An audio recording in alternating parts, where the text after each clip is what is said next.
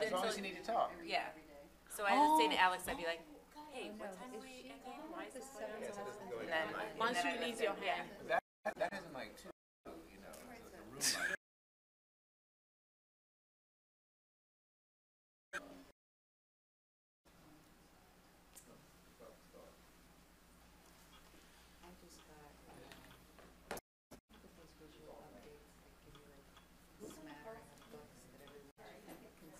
We're good? Okay, welcome back. We're resuming our regular meeting of the Hastings Board of Education for October 24th, 2023. We're going to open this evening with our annual audit report. Jeffrey Shaver, if I have it correct, from Connor Davies, our audit firm, I'm sorry. So welcome, and the floor is yours. I think that there is live. You can pull it down to the table if you want, or the lectern, whatever works better for you. Excellent. Can everybody hear me? Okay. I have a PowerPoint presentation just to help summarize everything, keep everything succinct, because I know you have a packed agenda in front of you. Thanks for the introduction. Again, my name is Jeff Shaver, partner with PKF O'Connor Davies. Happy to be here to present the results of the audit for the year-end fiscal ended June 30th, 2023. I'm just going to talk about it in general, the auditor's opinions, how we did with those, and then go into some financial highlights, and of course, open the floor to any questions anyone.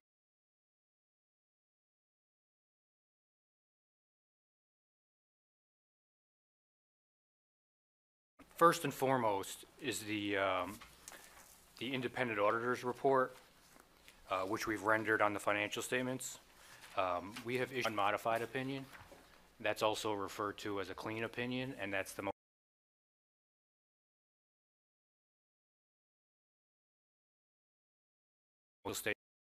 stated in all material respects in accordance with generally accepted accounting principles in the United States of America. And they're comparable with everything is there as it's supposed to be. So certainly positive results there. Two separate auditors' reports. One is a report on internal controls over financial reporting. It's required by government auditing standards. All school districts in New York State are required to have this report done by their auditors. In that report, we would identify any material weaknesses or significant deficiencies in your internal controls that were identified during the course of the audit. I'm happy to report there were none to report. And also in that report, we just described that we're not doing an audit, a full-blown audit of your internal controls, but we're just reviewing them to the extent necessary to render our opinion on the financial statements. If two opinions weren't enough, we've added a third. That's a report on compliance for each major federal program, which is actually relatively new to this district. Any non-federal entity spending more than $750,000 in federal grant money is subject to this federal compliance audit. Because the stimulus money sent your district a little bit over that threshold, this may have been second year doing that. So this is a relatively new audit that you had to do.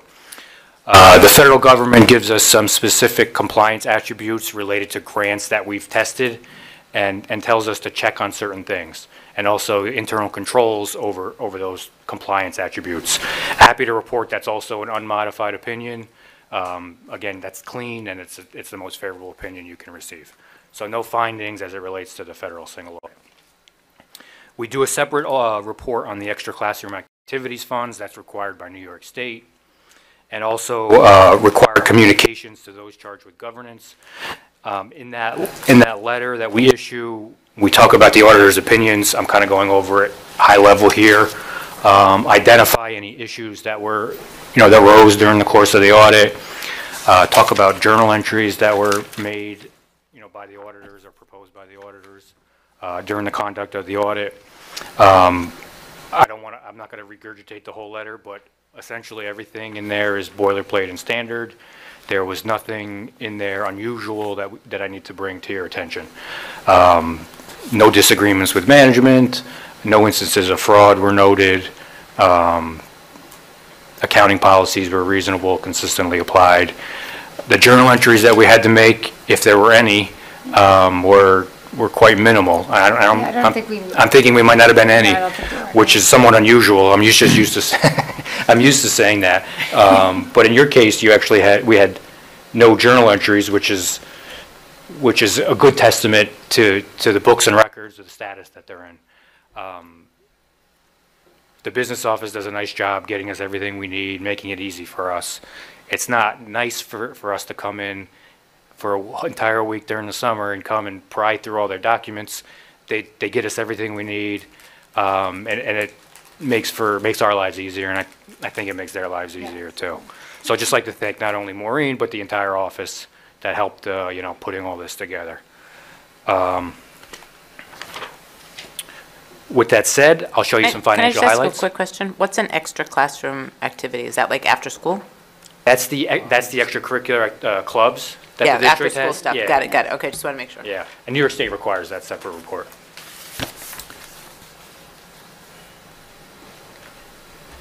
Okay, this is the general fund, a snapshot of the general fund revenues, expenditures compared to the budget.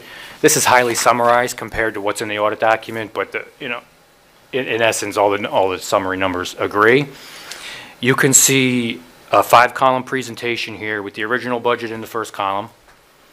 Final budget would encompass any transfers or amendments that were made during the year. The third column is your actual revenues and expenditures. Your fourth column is encumbrances or open purchase orders that will automatically flow into your 23-24 budget or the next year's budget. And the variance is the difference between final budget, actual, less your encumbrances. You can see when the budget was initially adopted, it was anticipated $53,488,000 in revenues would be collected. The actual revenues for the year, $54,718,000, or some $1.2 million greater than what was initially anticipated to be collected. There's 3 items in there I just want to bring to your attention. The sales tax revenues, that's the distribution through the county, was about $200,000 greater than budgeted. Sales tax remained strong during this fiscal year, so many districts did see positive numbers there. Interest income, $300,000 greater than budget. Keep in mind, this budget was adopted back in the spring of 2022 when interest rates were near zero, so nobody anticipated having much collections of interest. After that, things changed drastically, and all the districts that we audited saw, significant increases in the interest income, which is certainly a good thing. And you see some favorable variances because of that. And your state aid was $440,000 greater than the budget. And those 3 items account for close to $1 million of the 1.2. So those are the 3 big ticket items on the revenue side. In terms of the expenditures, just on the aggregate basis, the initial budget called for $54 million of expenditures.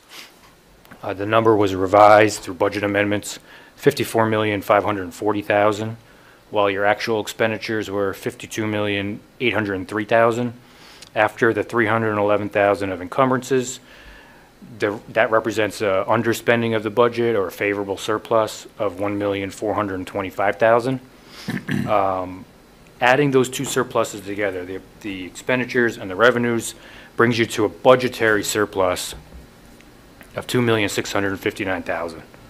So that means you did better than what was anticipated in the original budget, or compared to the final budget rather, by that $2.66 million. Keep in mind, when the budget is adopted, the revenues usually do not match the expenditures. So some amount of fund balance is used to balance the budget. The total amount of that number for fiscal year 23 was $2,156,000. The budget anticipated utilizing $854,000 of some reserve funds, and also, I'm sorry, wrong number, $950,000 of your reserve funds. $150,000 traditional fund balance. Okay. And also you have those encumbrances that roll over from the previous year because they're committed to be spent June 2022, not spent until this year. Those 3 items together match your appropriation of fund balance, $2,156,000. The way I like to explain that or describe that, had you collected every dollar anticipated in the original budget and spent every dollar, your fund balance would come down by that $2,156,000. you did better than, that didn't happen. Your fund balance didn't come down because you did better than your budget by that $2,659,000. The difference between the two becomes an actual surplus, Right. or what the actual increase to your fund balance. In this case, the numbers, you did pretty well in that the numbers offset almost exactly, and you ended up with a small surplus, $289,000. So general fund started the year $11,568,000. You ended the year $11,858,000. And that's kind of, Right. at a high level, what happened. Right, so, right, it's, in actuality, it's almost like you see these numbers, but it ends up, because we knew we had a committed use of that fund balance, so really, the actual change in fund balance year to year was only $300,000 on a $54 million budget, so, when we kind of, although there's surpluses, there's also that commitment of fund balance, and that's where, like, it really matters that actual change, what occurs, because if you do not have those favorable budget surpluses, say, in revenues, which again is fairly consistent, as he said, because typically certain things, it's great to think you did it, but those were the sales tax is something that exceeded even what the county was suggesting, or even the controller. Like, they didn't foresee that those revenues would be what they would ended up being. But in terms of, had we not made up those extra, we would have potentially had a drop in our significant drop in our fund balance. So. All right, that's good, and it's Yeah. it's a half a percentage point of the budget, going through the eye of the needle like Yeah, that, so, okay, yeah. good. No, it's, in the world of government, you generally don't aim to make surplus too much, and you don't aim to lose money too much, so you did fairly well. You did what you set out to do, so you didn't have to take down your fund balance. Yeah. And you didn't add to it either, so, Yeah. I see it as, just maintaining slow and steady. If your reserves are adequate and, you have fully funded reserves, there's no reason that you would need to add to your fund balance. So this slide is a snapshot of the different components of your fund balance. And I said before, the total is $11,858,000, bottom left-hand side. And we also put 2022 in the right-hand column, and that was $11,568,000. The vast majority of your fund balance is in the restricted category. Those are we call typically reserves, set aside in accordance with either general municipal law or education law. And as soon as those are set aside for those specific purposes, you just have a tax certiorari reserve, 1.9 million. Employee benefit accrued liability, that's for the leave time for your employees when they retire or resign, 533,000. Liability claims, generally for special education tuition settlements, 1,528,000. Unemployment expenses, 130,000. Retirement contributions, 3,100,000.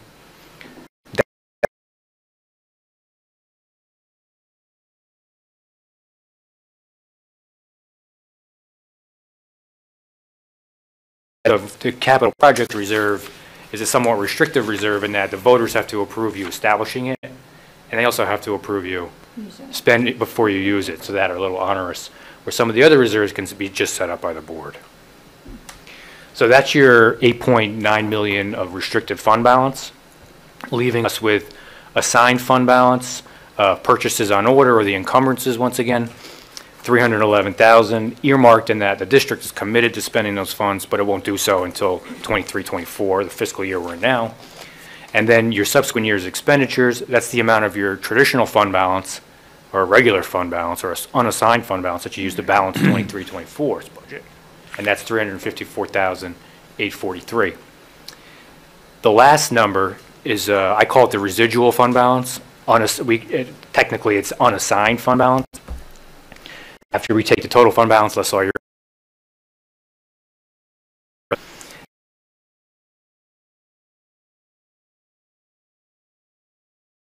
4% of the next year's budget, and you're currently right at that limit. One other thing I want to just point out here, keep on talking about the $1,100,000 appropriation of fund balance. So in the 23-24 budget, that number was decreased. So it was the traditional amount of fund balance was $854,000. It went down to $354,000. So you took that down $500,000. And also the use of the reserves went from 950 down to 750,000. So all in all, your use of fund balance, anticipated use of fund balance year over year went from 1.8 down to 1.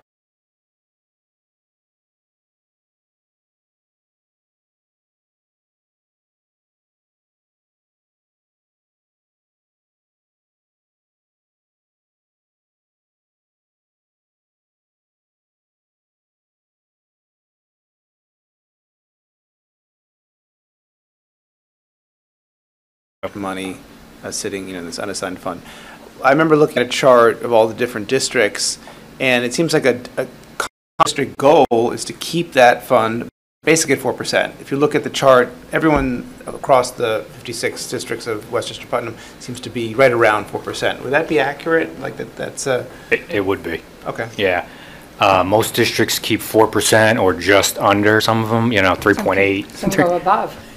Some of them are above. Take the audit comment and Yeah, go above it. some of them are above. Usually when they're above, they have a plan to spend it down. Yeah, I think in the last year. COVID was a some unique districts, yeah. situation with the state aid holdback. There was Yes. strange things have happened. We all know that.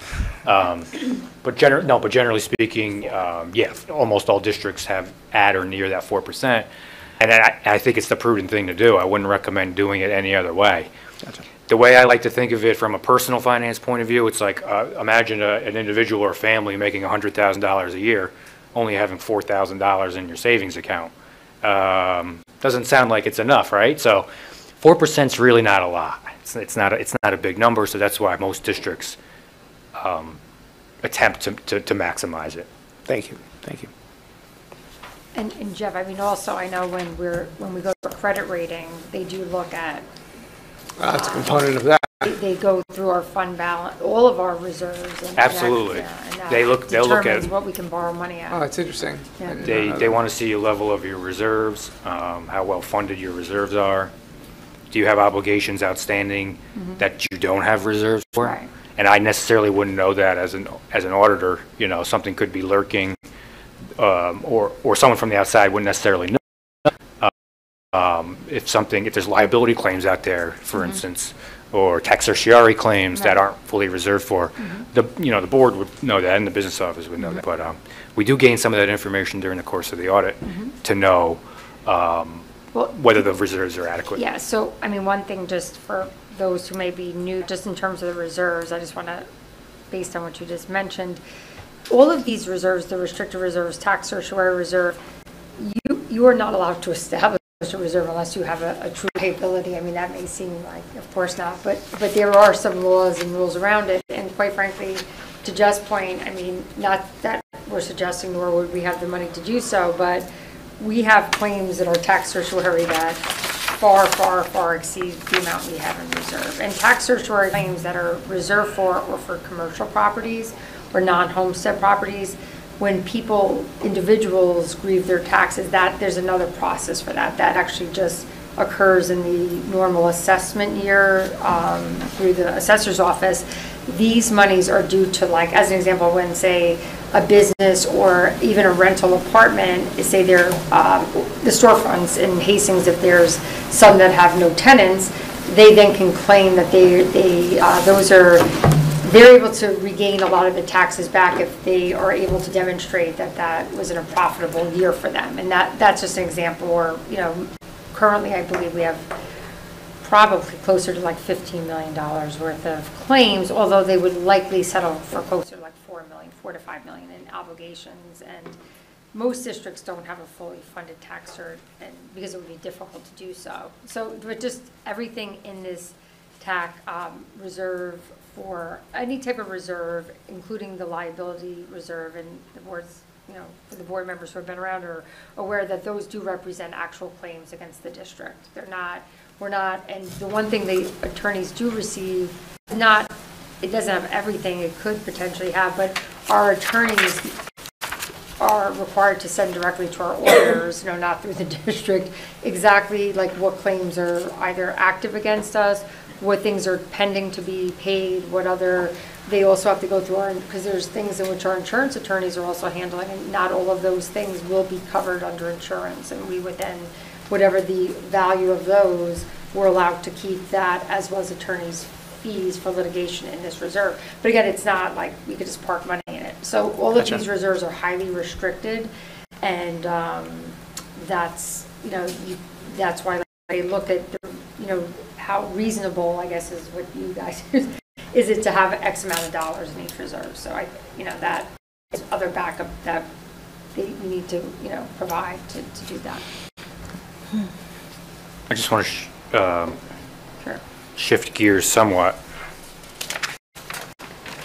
This is a schedule of the debt you have outstanding as of June 30th, 2023. You can see there's $21.1 million of bonds outstanding, comprised of 2 bonds, and a small amount of energy performance contract debt, which is, a loan taken out by the district to do energy performance upgrades. Those loans generally are required to pay for themselves with a savings. They have to, right. So there's not a net impact there, but there is a loan outstanding for that. So you can see the total bond obligation or debt outstanding, $21,596,000 as of June 30th, 2023. And just down below is a summary schedule of the payments and when they're going to come due. You can see over the next 5 years, the payments are relatively level, so you don't have any sharp drop-offs or increases in the debt service payments that will be required over the next 5 years.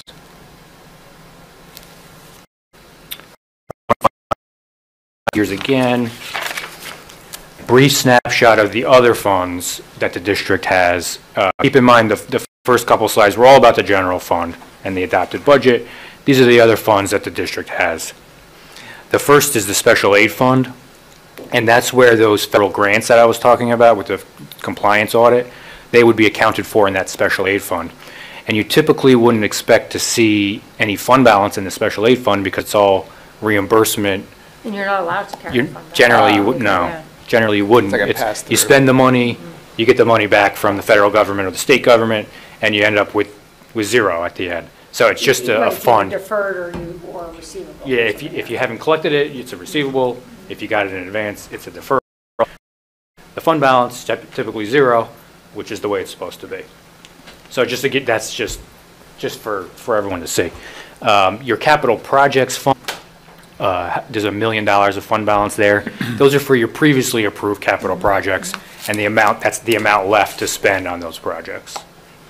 There's the school lunch fund, which is exactly what it sounds like. It's the operations of the school lunch fund. There's approximately $159,000 fund balance there at the end of the year. Your special purpose fund is kind of like a catch-all fund for everything else. The extra classroom activities funds go in there. Some of your scholarship funds go in there. There might be some other miscellaneous accounts in there, but those are the 2 big Or ones. like the grants we get from like the PTSA. Yeah, like smaller type grants and stuff like that would go in there. So there's $227,000 of funds in the special purpose fund. And then finally, there's a debt service fund. Those monies are restricted and they can only be used to offset future debt service payments. And the balance in that fund is $380,000. That's really all I had for prepared slides. If there's anything else you want me to go through in more detail, I'll be happy to do that or answer any questions that anyone on the board has. Any questions or comments? Kudos, Maureen. That's well done. I mean, that's as good as it gets, so well done. Thank you. And to your whole office, I Yes, think. no, just me. You get the credit. Because I'm here. No, I'm kidding. Yeah. No, they're a great team, and this is although it's an audit, this isn't something we mind doing. I mean, obviously we mind, but it's everyone works really hard to ensure it goes smoothly, as Jeff said. Yeah. We love working with. That's we great. have great auditors, and they're again not to kiss up to these here, but we do have a constant. We do speak to the auditors even beyond. There are external auditors, but when things come up, we do call them, because there are things like even with all these federal monies and. To ensure that we're accounting for things correctly, or just like entries and things like he mentioned, because there are different types of entries that are either new or just ensuring that we're, handling as there's new GASB regulations and requirements that come up, we're grateful that we have auditors that we can, reach out to, and they can give us some professional advice on how to ensure that we do it, so we're not waiting to the end, like, oh, we messed that up, can you fix it, so. Yeah, that's great. Yeah, we have a great. good relationship. It's also worth pointing out that, apart from, as you mentioned off the top, apart from auditing the money, I think it might be sort of unique to New York State because of the situation in Roslyn years ago, that you also audit the controls, the process, the structure, how things work, and so that's an extra layer of compliance. And the internal audit really does a much, and they've received, because we have the internal audit report, and they do a much more in-depth risk assessment. So what I talked about Which is was a a separate firm that report over also- internal controls over financial report. That was always required. The state added after Roslyn, as you mentioned, the requirement for the internal audit. So they'll do some of those same things, but they'll take a deeper dive. And they'll do focus areas where we kind of have to do everything every year. We have to look at payroll every year because it's so significant, and your claims, couldn't miss that. And so we have to hit all those areas every year and just look for significant weaknesses, if you will, where they're doing more of a deeper dive and saying, okay, is there any things in the weeds here that we need to bring to your attention? So a little bit different focus, but a similar audit. So then that's a significant part of the internal auditors is a risk assessment, which is like they interview like 15 people, And we get that in the spring, I guess, right? I mean, you'll be getting their most updated risk assessment report soon, and then they finish their focus area, and so they'll probably be here in like a week or so, because they're kind of off schedule. They don't have the same schedule as the external, because this is for a financial financial standpoint. Okay. Thank you very much. Any other questions or comments? I just want to echo, thank you. I like meticulous, thorough, thank you, as always. Thank you. Good job. Excellent. Okay. Sheriff, thank you so much for coming. Thank you. Appreciate it. Jeff has to run off to the next issue. I have another One more topic. meeting tonight, sorry. Thanks for taking me on. Thank you so much. My pleasure. All right, moving on, we have a student report, but students are ill or absent, so we're going to... And they're going to submit it in writing to Melissa, and we'll post it. Yeah.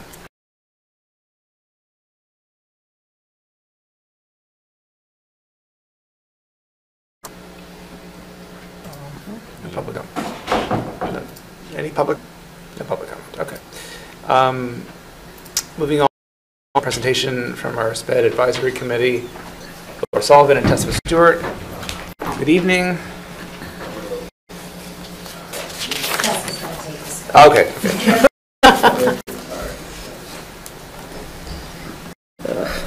This here. Hey, how are you? I'm all right. Yourself? Good. I am free of a leg brace and a cast, so that's good. Oh, I remember, right.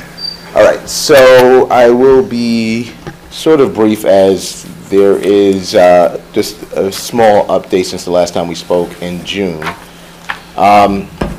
So, as I said, we'll discuss just where the team's been since June until now. Just a few key reminders. I know there's some new members of the board that probably, I don't know if they were up to speed on what we've been doing, but we started our committee close to, officially, we would say a little bit overall. And as a committee, our main purpose is to figure out what are the challenges that our students with IEPs are facing, and how can we empower them to address it. Overall, in connection with that, we want to discuss how we can improve their confidence when they are addressing their needs and have a better mastery of themselves. So that led to us designing a theory of action. In our theory of action, we discussed increasing the self-efficacy of students. If we can improve their self-efficacy, we can improve their academic outcomes. Then they'll feel more empowered, they'll feel more supported, they'll be more confident in pursuing whatever path is best for them individually.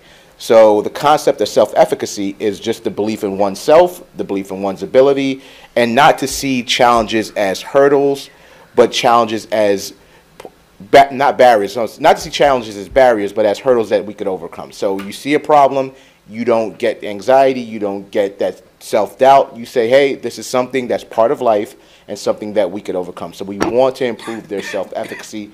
That's the overarching theory of action for our committee. and we're trying to design different pathways, ideas, and ideologies of how to support that. So this is all just a quick crash course, and we'll talk about some of the new stuff in a minute. So within our committee, we had a few academic and social emotional goals. This is just, once again, a brief update. Our academic goal for them, we want to dedicate time for data analysis and assessment design. So specifically today, we will talk about what that data analysis looks like, connection to academic goal 2, which is using data to inform our programming, to identify successful data analysis, to use these to, and use these successfully in areas to inform our practice and to provide professional learning around the use of data for instruction. So you will hear the word data multiple times today. Just a key note, some of you know data is a plural word, so it's not a singular word, so we will be talking about data. Social emotionally, we want to, and this is more connected with the portrait work, so it's intertwined with our committee, but the heavy legwork of SEL Goal 1 is primarily living in the portrait of the Hastings learner, which is our restorative circle. Restorative circle work. Our social emotional goal 2, we want to improve our faculty's confidence in working with students with IEPs, and we're going to really harp on that more today as well. In connection with goal 3, which is enhanced ownership of all students regardless of classification status. Goal 4, we want to cultivate student ownership and confidence. And goal 5, we want to help students find more opportunities for success. So that's all a summary. This is where we're at now. So over the summer, we had 3 days, full days of professional learning for looking at data. It was divided by building. So our first date was with FMS, our second date was with Hillside, our third date in the summer, towards the end of the summer, was with the high school. Within that committee, we said, all right, you know, it went well. The first 3 sessions went extremely well. As a committee, speaking to Melissa, speaking to Laura, speaking to members from the team, we want to expand that. So with that, we looked into how we could make it more worthwhile. So we had 2 full days. One was last week, and the second one is upcoming right before Thanksgiving, of part 2 of a 3-day session. So part 1 was the days in the summer, part 2 was our days in October, our day in October, and part 3 will be our day in November. Once we complete the full training, then we're going to transition into quarterly coaching. So we will look at a data problem as a team, and we will try to put that practice into action to look at data to design whatever problem we define. We have not defined our problem yet because we want to finish our coaching session, our professional learning session. Once we do that, then we will go into the weeds and put this work into action. So this is a small bit of feedback we had from the summer. This was on a scale from 1 to 5. It was 3 overarching questions. Each column is an individual's response. So overall, you know, roughly I would say we had strongly positive feedback of our first session. The first question, I mean, everybody could read, is the likelihood of how you would rate this work and potential change of your practice as an educator. From high to low, how would you rate the consultant's knowledge in the subject? And from high to low, how would you rate the consultant's ability to effectively engage the participants? 2 and 3 questions are extremely important, but the number 1 I'm going to value as the most important, the blue dot, or the blue metric of how we would put this work into changing our practice as educators. And as we can see, overall, the feedback was positive. You know, I think, you know, it's a starting point. We have to meet people where they're at, and I think we're meeting our educators where they're at, and they want to do this work. And if we have positive momentum behind it, I would strongly encourage continuing the work. So this was the feedback from the high school, which was the most recent one in August. It was posed to FMS and HES, and as you can see, similar trends. You know, mostly everything's a 5 to 4. You do have a 1, you know, 3, which is normal, and there's nothing wrong with that. But I do want to stress that we have positive feedback, and then once we have this positive momentum, we should try to capitalize on it as much as possible. Jessica, can I ask you a question? Slide 8 and slide 9 are like exactly the same. Are you sure they're different ones? Yep. It's 2 different Google surveys that was administered. They just happen to be exactly the same? Yeah. Because like you have 4 5s, a 4, a 5, a 3, a 4, a 4, and then you have 4 5s, a 3, a 5, a 4, a 5, a 3, a 4, a 4. Yep.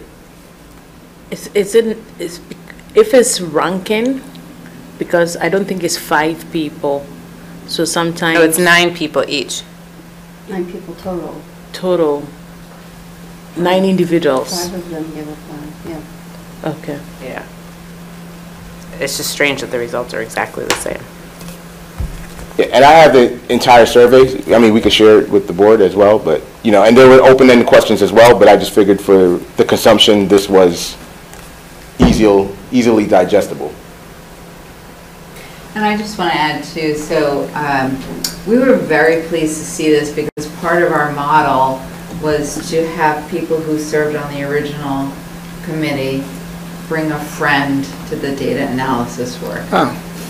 And that was by design. And so the goals that you saw initially, you know, the recap, those goals all came out of a very rigorous research process. We actually looked at peer-reviewed literature to determine what it is we wanted to focus on that would promote our theory of action. And there was a whole process involved with that. I know some of you are new sitting here and didn't necessarily get that presentation. But that was really exciting to see from an anonymous survey, that it was so favorable, because not everyone who participated in the summer work was on the original design team. So it was actually higher than we anticipated. It was like first impressions, a lot of them. Right. Yeah. Exactly. Interesting.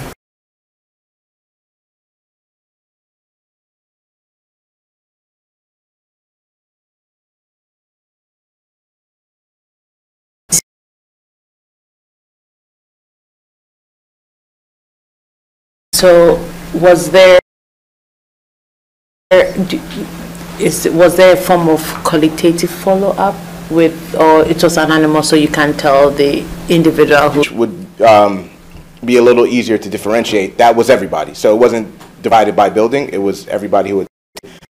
That, I believe I'm meeting next week with the facilitator, and we're going to go through the data and then plan day 3. Okay. The informal feedback from day 2, you know, the main crux, people want to get to the work, right? They want to dive into this right away. And it's a hard balance, right? Because you have to set the stage. You have to let people know what the work will look like, but they want action. So it's a hard balance of saying, all right, we have to build the house or build the ship and fly it, sail it at the same time. It's a very hard balance, but people want to do this work. And, you know, subjectively, just speaking to people, the feedback has still been positive, but there is an emphasis on let's get this started right away. I think speaking to colleagues, speaking to different people in the district, there is a feeling at times that sometimes we do a lot of professional learning, but it doesn't lead to anything. Yeah. So right now, we sort of have the hearts and minds while we can, and we would like to see if we could capitalize on this work to lead to something. Okay. You know, overall, we still, and you know, what the something is, we don't know specifically, but it has to tie back to our self-efficacy. Whatever that something is, it has to be something to improve self-efficacy. That's the overarching goal. That's the roadmap we're going to follow. That's the North Star that's going to lead us. It has to lead back on how we can improve the student's self-efficacy. How we get there, I'm open to figure out, but that's where we need to go. Question, Sure. So is your next session going to work on like next steps to get you to like get moving and? Yeah, so what we discussed was we are going to try to use real data from Hastings to lead our work, as well as an outside source just to really learn how to use it. So one of the first data points we're going to look at, we did a survey with the staff in June asking them what kind of professional learning would they like to see. So we're going to look at their feedback, use our data process to figure out where we're going to lead the professional learning work based off the staff feedback. You know, like I said, the largest key here is not to lose that spirit, because people want to do the work, but they want to make sure that this work that we're doing is of value. It's not just something else they learn to keep it in the back pocket and then next year, right? So we want to be consistent with this. We've been preaching self-efficacy since last year, and you know, we shared it with the staff, and now we have to be accountable to ourselves, and most importantly, accountable to the children to have a deliverable, whatever that may be, as long as it leads to the student self-efficacy. So our next steps, we are going to identify areas of successful data analysis and use this to inform our practice. We want to provide professional learning around the use of data and instruction. We want to enhance our faculty's, this next steps meaning we would like to try to get this accomplished somewhat within this school year.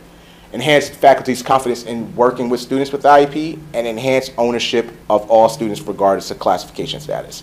So these 4 goals are going to be what guides us for this upcoming school year. Hopefully we will be successful with that. The question is, how can we be successful with that? So we need 2 resources, right? One's temporal, which is time, right? And that's probably the most valuable resource that we could discuss. We need time to do this work, and we need time that is specifically allocated for this work. So it can't be time of, I'm going to pull you from a period here, we need time. And the difficult thing with this, people want to be in the classroom, right? They want to support children where they're at, but it's hard because we need to find time to do this work. So we have to figure out the time to do this work. And in all honesty, you get what you pay for, right? So we have to have some sort of fiscal commitment to doing this work. Those are the only 2 things we need at this moment. You know, if in my own private world, I've been doing a lot of reading, and I've been tinkering with this concept of like immortality, right? And immortality, not so much like, I'm going to live forever. Small topic. I like right. Testament goes for the small topics. But how do you live forever, right?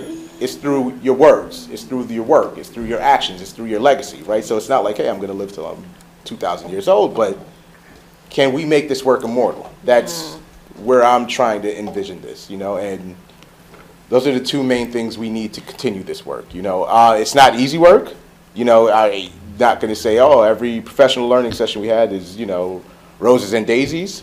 It's bumpy, people are emotional, people are invested because people care. So how can we build on the positive energy we have? And that's where we have to go moving forward. I think that's a quick update. Do you want to just do, because we have a couple new board members. Yes. We'll get the link to you for the spring report because that's quite essential. Could you give the headlines on how we ended up where we ended up with this whole advisory committee? From the genesis beginning? Yeah, sure. Just quick, because even With though notes. we did Yeah. the orientation session for 2 of you, I think Yeah. reminding of us, because you all did a very heavy lift and you intentionally worked from the inside. Yeah. So before my time here, before Laura's time here, there was a class action lawsuit in special education. That led to an external party coming to do a audit, Dr. Lauren Katzman, Urban Collaborative. They did their audit and they made several recommendations. With that, one of the recommendations, my position and other changes in special education. There was a second external audit that was done specifically in Farragut Middle School by Inclusive Schooling. They came in, they did a laundry list of, they gave a laundry list of recommendations, they did an exhaustive audit. So when Dr. McCursky came to us, we were talking about, hey, how do we improve what's going on in special education? We started brainstorming ideas. One idea was like, all right, do we get another external party to come in and do what was done 2 times over?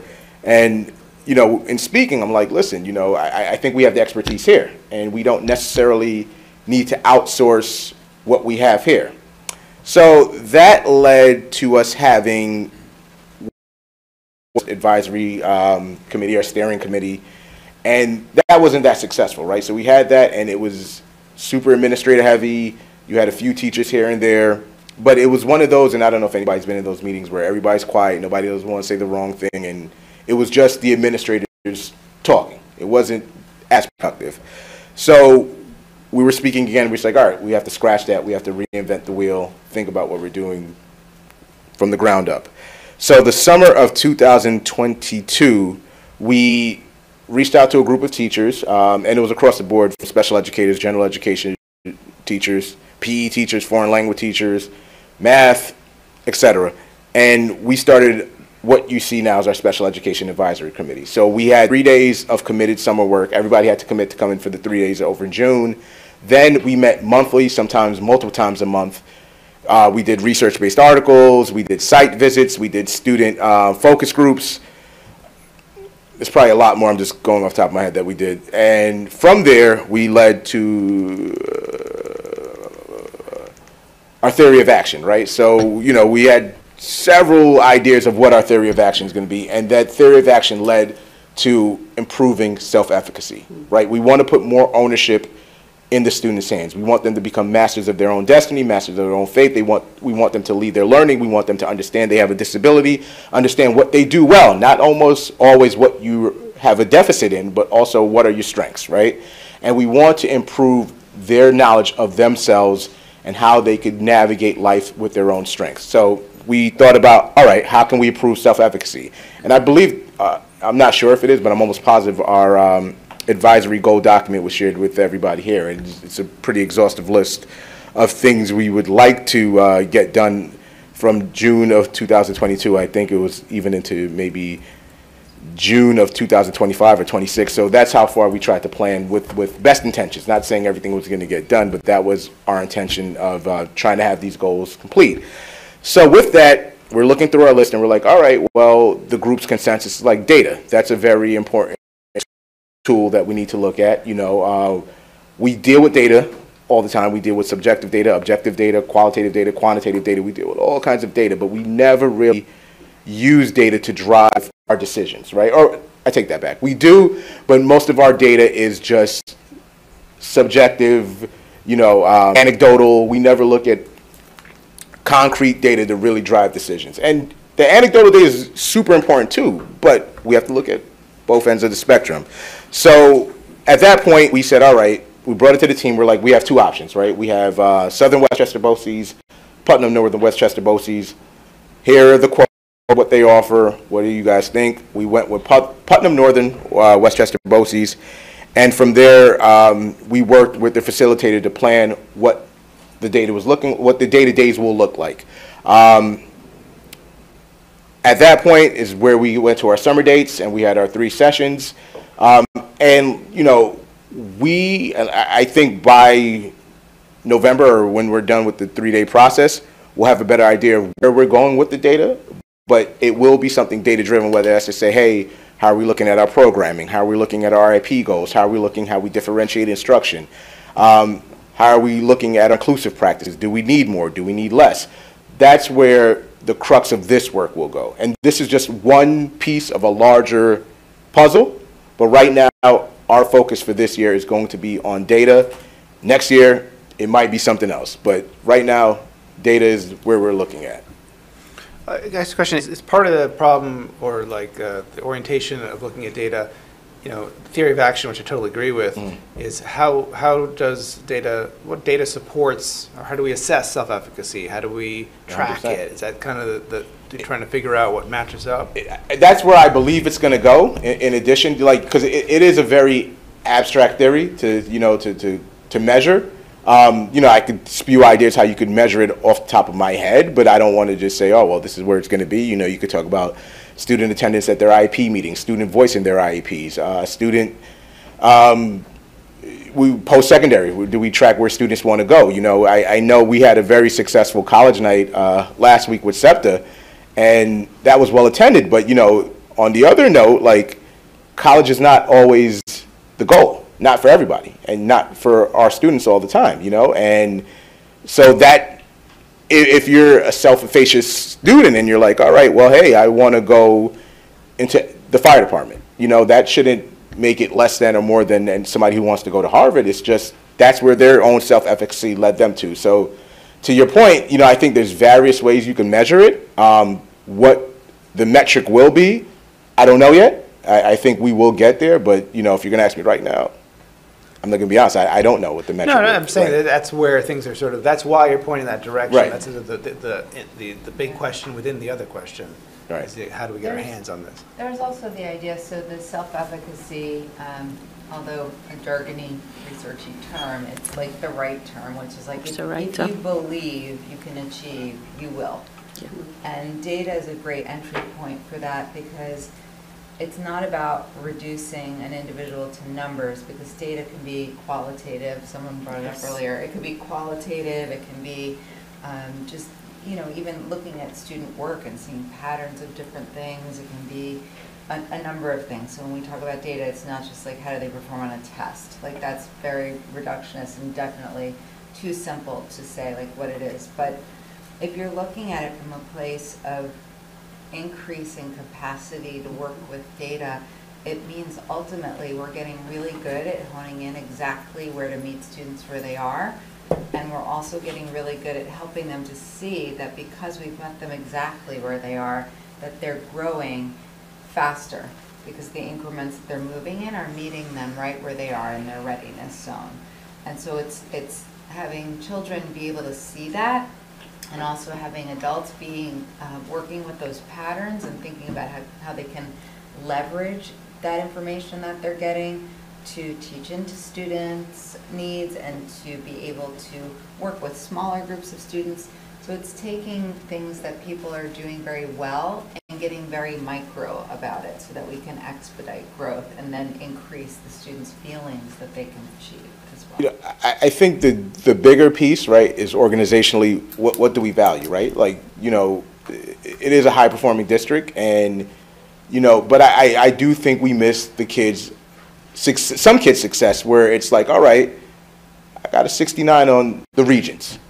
That's a high bar for me, right? So do we celebrate that? You know, do we celebrate when a child, you know, goes to Access VR and they have found, you know, a vocational skill that they really value or that they hold, you know, high? You know, I don't know. And, you know, it's not pointing a finger at anybody, but I just think organizationally we really need to relook at what we value as success, or what do we celebrate as success. You know, we celebrate some very good things, but there's other things that we could look into as well, you know, and hopefully you have a self-efficacious student, they could, I wouldn't be, maybe they'll be up here, you know, saying what they need as opposed to me saying, hey, this is what I think this kid needs, you know, so.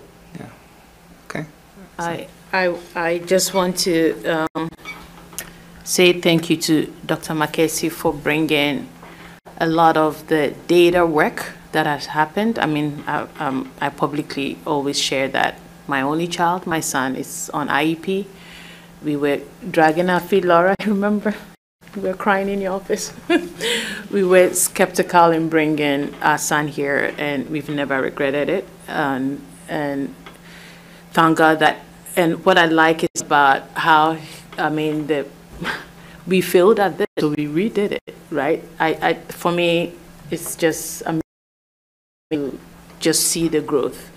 And so I want to thank Dr. Makesi for bringing all that paper into work, because we need it in this district, and not paying for another evaluation when there was already something that was done. So how do we get it into the week, get going? But I would say that I have seen my son's strength when my husband and I did not recognize it. And I said this last year. He was asked to be EA. What? Both of us looked at each other. Oh my God, they're setting him up to fail. That was my exact word, I kid you not. And then we said, okay, maybe he'll be jumping. He likes to dance. So he'll be jumping behind the stage. Probably that's his role. That's good. There's some experience going on. And then we realized he had words. When the dude can't speak, he had to memorize words. And I remember your son was part of the whole thing and all of that. I say all of this to say that I have all the videos and I'm blown away how the teachers were able to get him to do what he did. My son did not want to color anything, but now he's an artist. Like I would, like it's, you know, so this self-efficacy thing is real. We are experiencing it. We are seeing it. That is the evaluation. That's the assessment. Like we can have all these things on paper. When you don't see it, you don't see it. But I know even other, not just my personal lived experience, or other families, I know not all families have realized it, but I know other families are realizing the slow by slow work. Again, I don't have any ego. It's fine that I'm wrong, and it's fine. I say it when I'm wrong, and it's good to be wrong. But I dragged my feet on Dr. Makesi's recommendation about the special ed. piece, because I was all about instruction during the budget situation. And it's been very positive, you know, and so, I mean, I think that this is a great work, and I like the fact that you were vulnerable in sharing that, you know, we can't figure it all out. We make mistakes, we scratch things, we start again, and I hope I'm sharing this with some of my colleagues in the community that have kids in IEP, and I hope I'm excited in seeing the next work ahead. I would just say something about the assessment very quickly, but I think that based on what I said with my own lived experience, sometimes I know the state is working on the assessment situation, you know, like there's a lot of inequities with that. Like Dr. Saki said, you know, it's always that paper test thing. And a lot of educators like myself are trying to frown a little bit on it because it's just rewarding some aspects of skill of book smart instead of the broader way in which we can assess students and celebrate their different efficacies as individuals. And so I'm just hoping to see whether Hastings will be the pace setters for in this work in looking at inquiry-based evaluations that actually points those superhero strengths. I remember the last presentation was about superhero.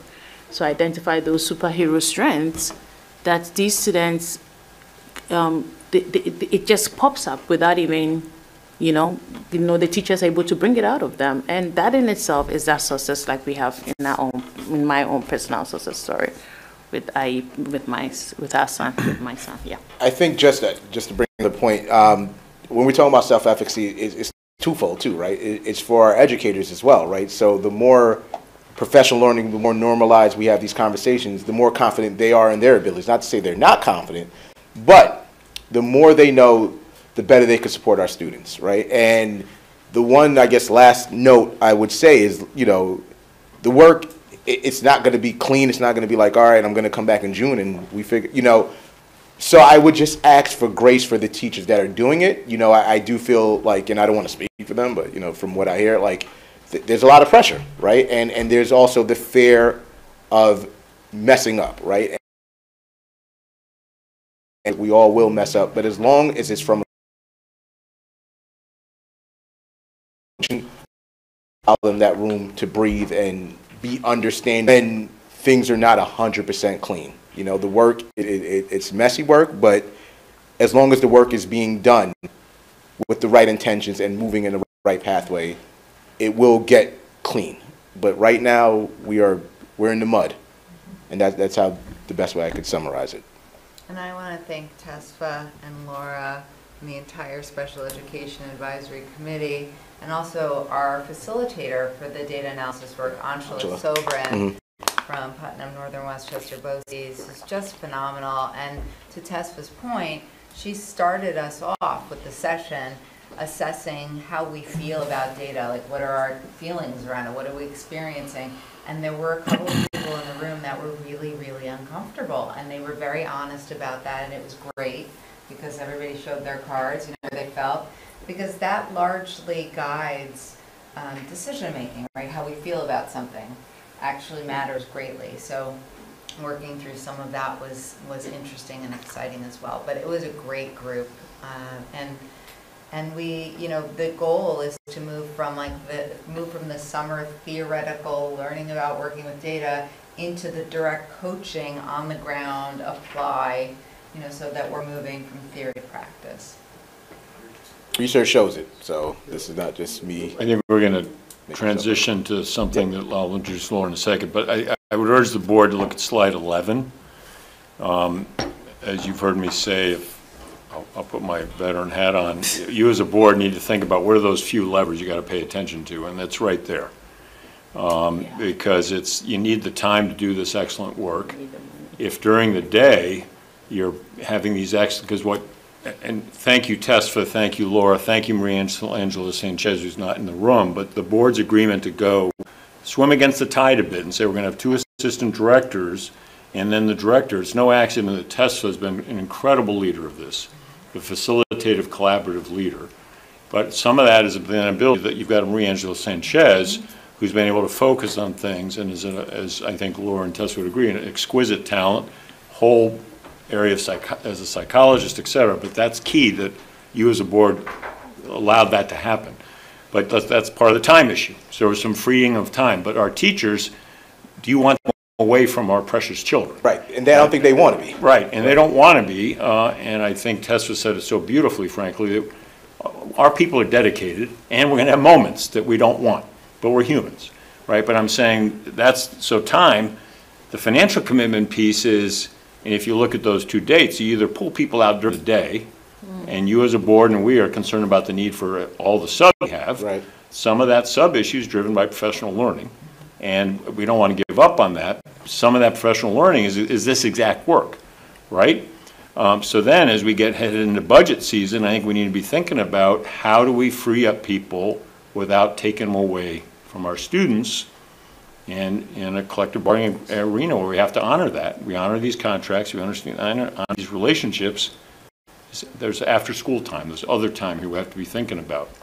So I just kind of highlight slide 11, and also again thank very specifically Tessa, which I think you've all as a board I hope come to appreciate as Lori and all the just immense leadership here. Do we want to transition? No, Can I just ask a question? question? Please, sorry. Sorry. So thanks, Tesfa, appreciate it. I just have a quick question, sorry. This is on slide 10. Can you just remind me what ownership means in this? Right, no, that's a good question. So ownership meaning, Doreen, you're my student, you're emotionally disturbed, he has a learning disability.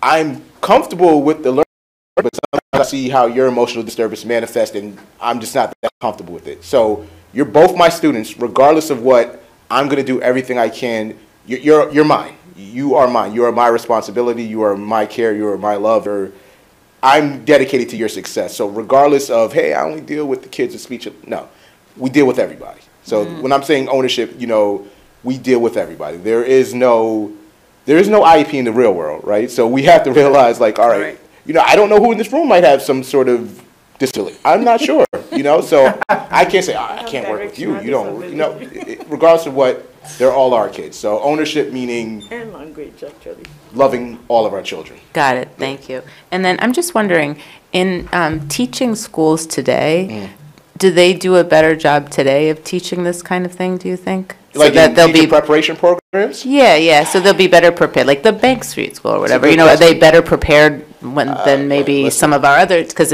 now it's more understood.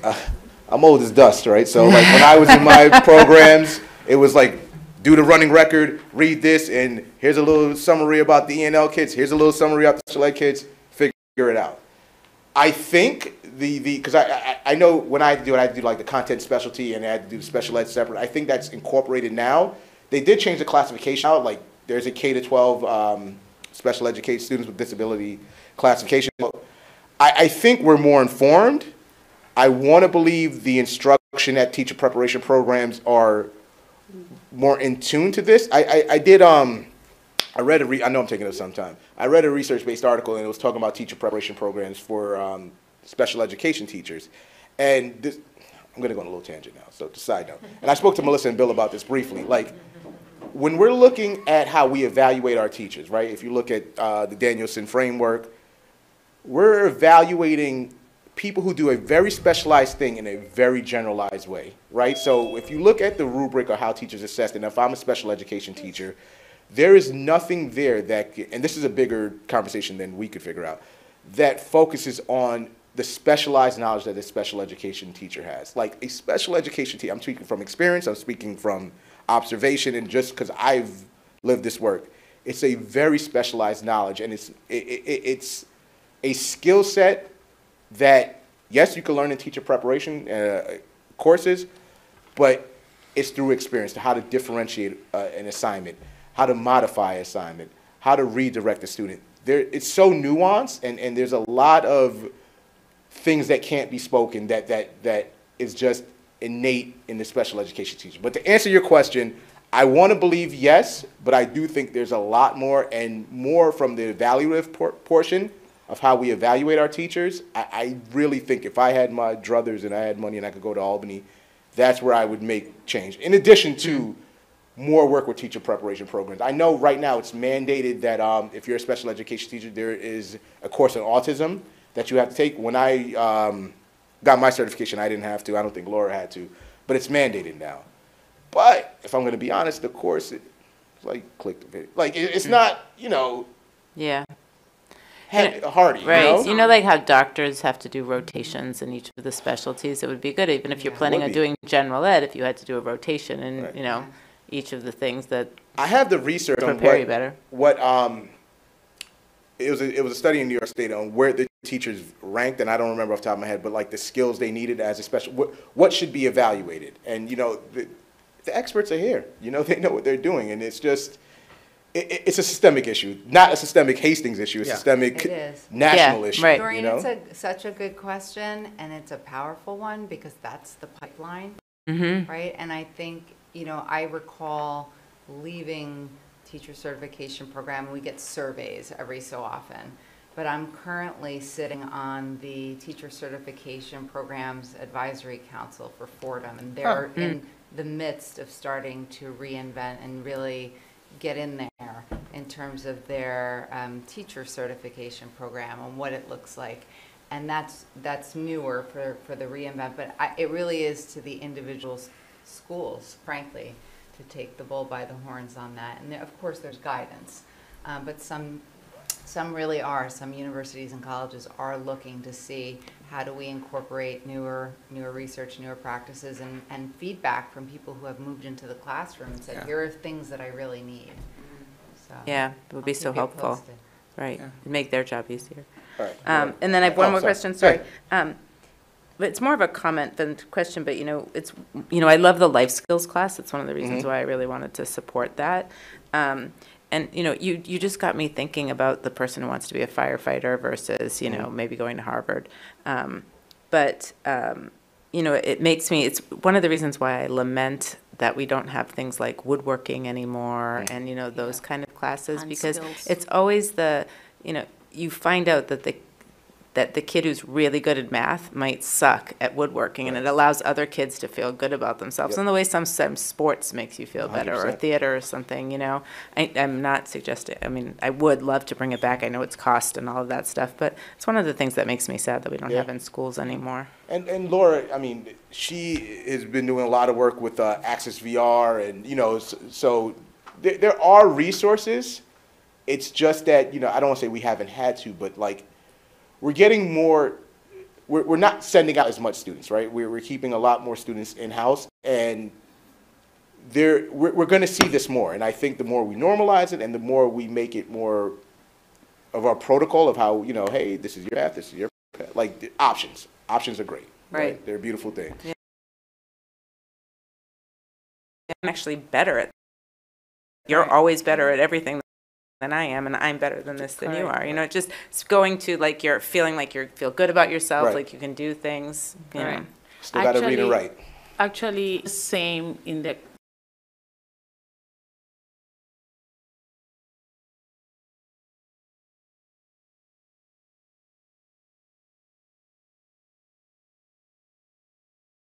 to get Totally. Student loans. They are like, nope, no loans. I want to do something that I don't have to. I'm book smart. I don't need to go to college. It doesn't matter. So it's not always with that. How to institute it in a way that it doesn't become like, oh, this kind of people go here. Right, totally, of course. That has been, that has been, and so, I mean, I feel like because of that, we've stopped something that is so valuable. Right. And so what I would ask is that the same way we have the AP classes and, you know, people take it, the same way we can have these. I mean, people take theater, they take music and all those things. We are not like, this is the path for you, this is the path for you. You are not book smart, take theater. Because of the way that it's been integrated, that it may not just be be for people with IEP or anything, but to be classes that are for students to explore, because you will never know until you know. Yeah. I'm right there with you, and I hope that can come back in a way. It's not like these people go here, but we approach it the same way. We have music, theater, AP classes, and all those things. Yeah, I love it. Yeah, I agree. The dream someday, right? So, Jessica, thank you. All right. Yeah, thank you so much. Both very much. Yeah, I appreciate that. Good evening.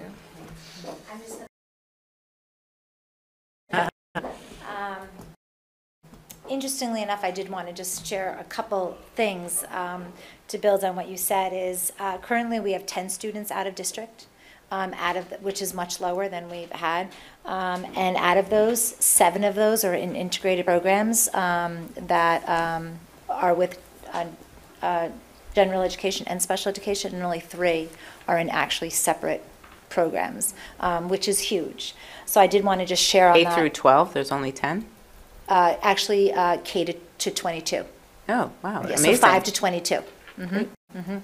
And you will have all this information here to speak to you is, but I just wanted to say one more thing. When I first took this position as an interim in 2016, one of the first questions that was asked of me was, how are you going to increase the college rate? And as a parent of a child with a disability, I was like, hold on a second. I don't even know if one of my children's going to go to college. So why do you think like this is? And there was a lot of conversations, and I would push back and say, looking at a percentage, how do you know that these children didn't have money? How do you know that they didn't want to go into the military? How do you know they didn't want to go to school? How do you know they didn't go into a trade? So I like that. For years, I have not gotten asked anything about what is our college rate of children with IEPs or special learning differences. Everyone takes a different path, and that's part of us honoring. So I can go on about that forever. I'm here to actually just talk to you about, we are required by law to create a special education district plan. We did it 5 years ago when I think it was like maybe 17, I don't know, to 2023. It's time to update it. The purpose of having a special education district plan is mandated by law. Really is for all of you on the board, and part of it is to, if we are receiving money for students, as a board, you need to commit to following subdivision 19 of section 3602 of the education law, which means absolutely you, but it basically says that you as a board are committed to making sure that we are using our finances to support children with challenges. It is very prescribed. It is a template. I did a lot of research in rewriting it, and I saw that many people had a district plan that was anywhere from 2 to 5 years. I felt that 5 years might be too long, so I'm changing it this year to just doing 3 years, which might kind of keep us up. You're going to get a copy of this tomorrow. Again, it is very prescribed, but there are pieces of it that are very specific to Hastings. So there's a lot of things that I had to rewrite and add in, and there's a lot of. And then, if you have any questions, please feel free to reach out. The 7th is our next to be adopted, and then Alex, you would be the one that signs it. So I will turn it into a PDF, and then I guess Melissa will share it with you tomorrow. And if you have it, is very prescribed and very legal type of terms, but you will see pieces of it that really are Hastings related, and there are many charts in terms of our classifications and where they fall, and the programs that we offer and who's accessing these programs. It's actually pretty interesting, but maybe it's just interesting more to me. But if you have any questions, let me know. I just wanted to let you know that it's coming your way. And it's not a policy, so it wouldn't go through a policy committee. It's I think Laura explained very clearly why it's here. The real matter of what we're doing is really the advisory committee work and all, but we'll get it to you tomorrow in a PDF so you can review it. We'll remind you in the cover email to email your questions if you have any. Just CC the rest of the board when you send those, so that you see a question asked, you don't have to re-ask it. So, and then Laura, you and I can coordinate maybe we'll send us an email. We'll give you about to look at it, send questions by a certain date, so then if there's some themes or patterns, you and I can best figure out how to address those. Yeah, And then I'm sorry. it'll be on the agenda for you, and I think it's the 7th is our yeah, next 7th. meeting. And again, it's an adoption, rather technical document commitment. The current one is on our website. And we'll So send if a you link. wanted to- We'll wanted include to the link, compare. sorry, Laura. Yeah, if you went to our website, the current one that expires 23, I think I had made it of August 2023, is currently on our website. So if you wanted to compare it, you're going to see a lot of the same legalese. It's just really pieces of where you'll see that numbers have changed and some programs have changed. And because we don't have as many students outside of district, we don't have as many of those programs listed as we do in the former ones. So. And we'll put the link in the email that we send to the existing document. Okay, excellent. Thank you both very much. Really appreciate it. Thank you. All righty. Moving on, Principal Nguyen, thank you so much for waiting. We're going to have an update on the FMS advisory pilot. Is it this week or last week? Starting Oh, 2 days from now. 2 days from now, okay. Yes, we're excited. So after being the bearer of bad news that we were under hours, I'm coming to you as the bearer of good news that we have a plan that's going to be starting in order to correct that problem, but also something that's really great for our students. And that's what we're really hoping for as we begin to develop this program. So I'm going to talk about our advisory program quickly from 3 different perspectives. I'll give you a structural update, a curriculum update, and a communications update. So in terms of the program, it's going to begin on Thursday, the 26th of October. It'll run for 24 sessions, which will bring us to May 2nd, and run from 2:45 to 3:15 on each of those Thursdays. So from a structural standpoint, we went ahead and created classes for all of our 7th and 8th grade students. We'll have 6 sections at each of those grade levels, and really wanted to make sure that we were meeting the needs of all of our students. So we have 2 sections. Those 6 at each grade level will be ICT sections that are by a general education and a special education teacher. And then we took all of the sections and we truly spent a lot of time balancing those sections in terms of special education, our 504 students, our E&L students, and then our general knowledge of students. Our counselors, our support staff, our teacher leaders spent a lot of time looking at the classes, making sure that they were balanced the same way they do during the summer for all of our other classes. The mix of students was in each class in order for that.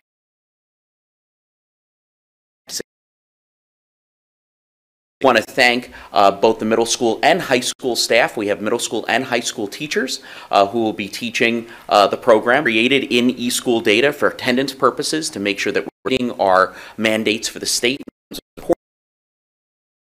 Assignments can now be seen in the portal for students to see. It's built right into their schedule as a period 11 class. They can go in, they can see what class they're in, what teacher is going to be teaching it, and have the information for that.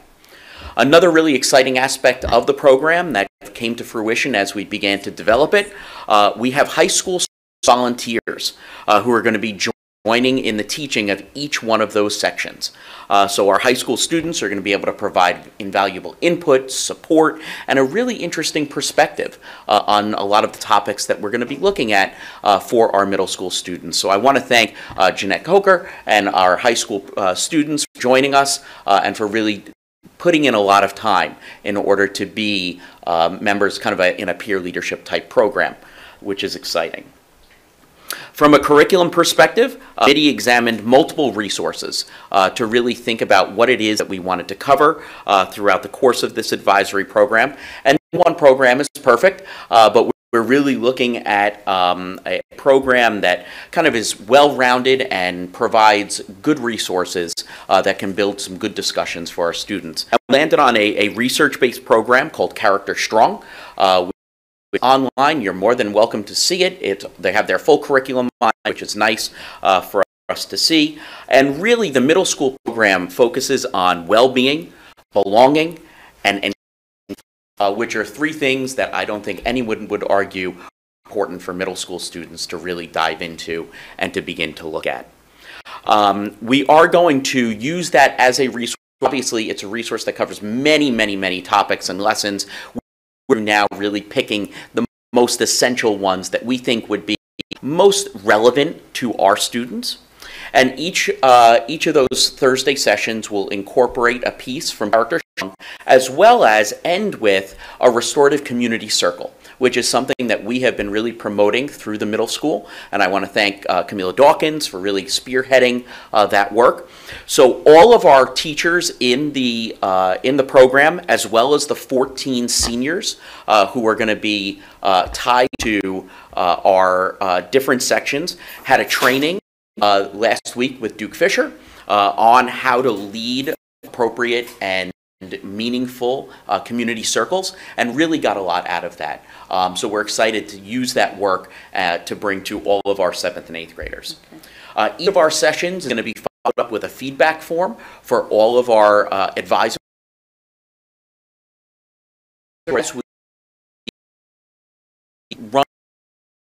We're getting feedback on it. How did it go?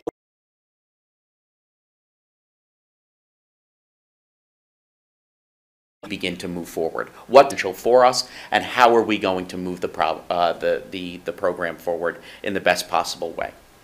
And in terms of communication, parent letters went out back on August 31st, and again last week on October 18th, making all of our parents aware of the program.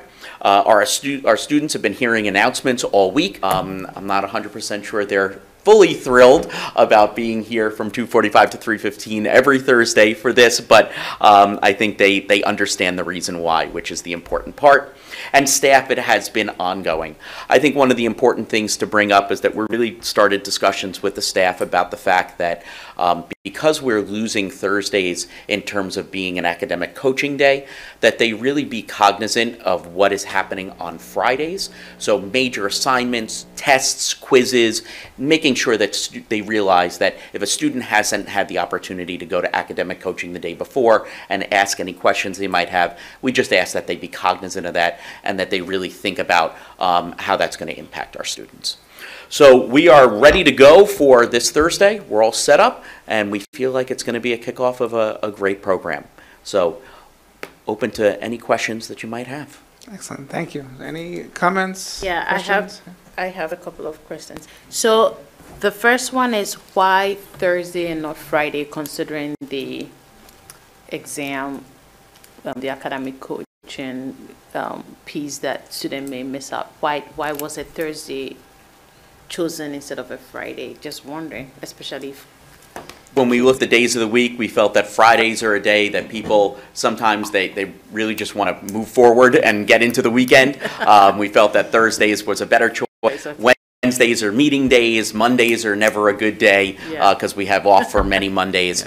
So it kind of went back and forth between Tuesdays and Thursdays, and we kind of just settled on Thursday. Okay, because of the academic coaching piece, the student test piece.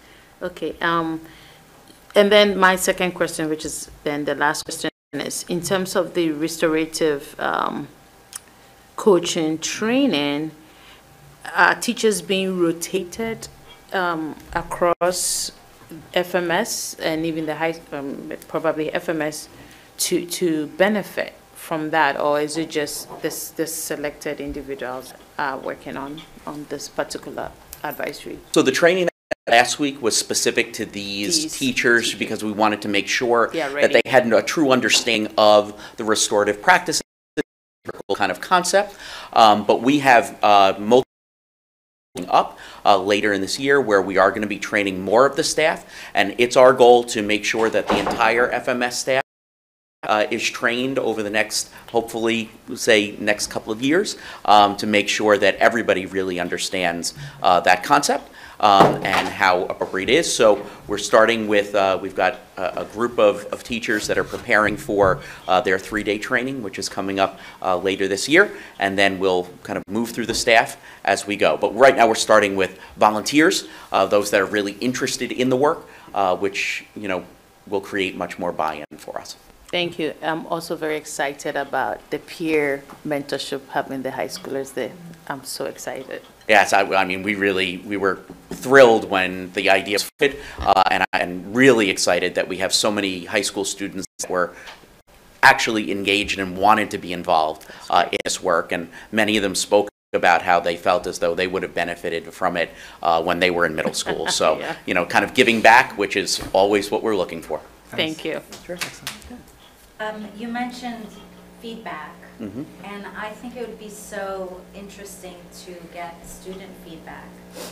Is that in the plan? Yeah, 100%. You know, each session will gather the teacher feedback. What we want to do is probably once a month is kind of let students kind of have that experience and then ask for their feedback as well. The student feedback loop is a critical part of what we do, so most definitely. And you mentioned communication. I would just say, as a parent of a 7th grader, I know I'm going to get the call on Thursday morning. Where do I go? You're going to get a reminder tomorrow. So that's for sure. We've been reminding from the student perspective, we've got the lists all generated in the main office so that we know that on Thursday we're going to have 712 questions about where am I supposed to be, where am I going. So we're working on that. But yes, I'm going to do a reminder blast tomorrow, just begging parents to make sure that they go onto the portal with their child and really show them where it is and remind them what room they're supposed to be in. But we're going to do our best to get them there as quickly as we can. Okay. Thank you. Any other questions, comments? Yeah, I have some questions and comments. I had the same question, the feedback from the kids to see how they like, and it might be better to do a survey than to ask them because they probably won't want to say in front of their peers Oh, absolutely. if they like it or not. Most definitely. I'm sorry I missed it. I walked in a little bit late. How many kids are that you doing per class? Oh, so the 7th grade is at 21 for the ICT sections, 22 for the non-ICT sections, and in 8th grade it's 23 and 24. Okay, so we're not mixing the 7th and 8th graders. That was No. never a thought to No, mix them? we wanted to keep them separate. Got it. We have to approve something in business items. And in the business item, it says that it's supposed to start the following dates, and the first one is October 19th. That was the original date. Right, so I just think there needs to be amended because it said, So right? it was amended, the initial side letter, and I was going to change the dates. One, we had to change the amount of staff that was initially included in the side letter. But instead, that sentence that's below that says if any of these dates doesn't happen, it's understood there'll be another mutually agreed date Okay, added. So that's got it. why, because then like if Okay. we started messing with that date, then it was like, what if one of the other dates changed? So the thinking was just add that sentence. Okay, all right, just to make sure. That sentence was important because we also might have a snow day Right. on Yeah, on right. one of the Thursdays. Yeah. And we don't want to be tied to Got it. making sure. And then how much, this might not be a question, or maybe it's a question for you, I don't know, your principal. What's the crossover of the teachers who teach 6th grade but also teach 7th and 8th grade? Is there a lot? No, I wouldn't say there's a lot. It would be minimal in the number of sections just because our 6th grade teachers, many of them are certified K-6. They're not the 712 content certified staff, so it would only be those that do have the certification 712 or have an extension. So I'd have to look for a specific number, and I can get that for you, but it would be small. Yeah, I was just wondering if the 6th grade kids were going to be missing their academic coaching on Thursdays too, if their teachers are the ones who volunteered. Let me think, give me 1 second.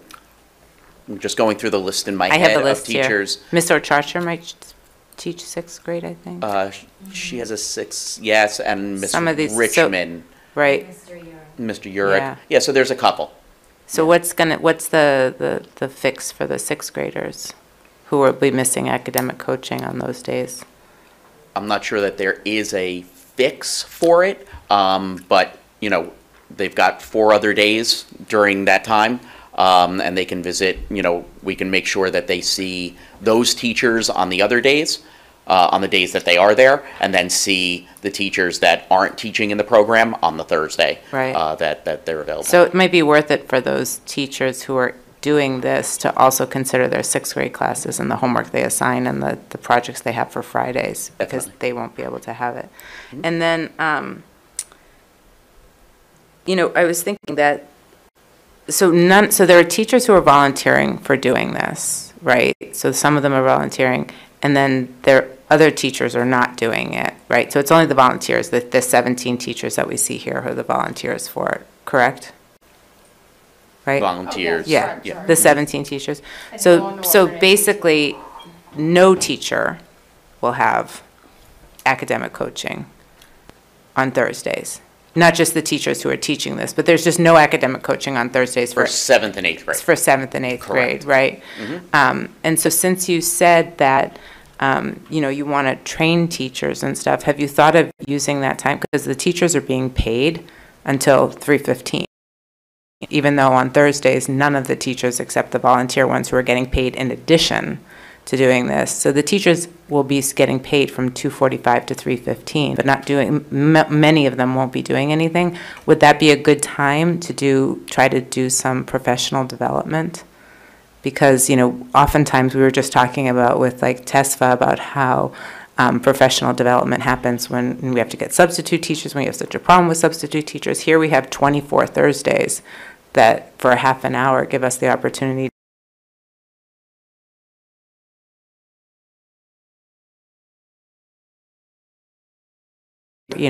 we don't have to do any sort of like side letter because they're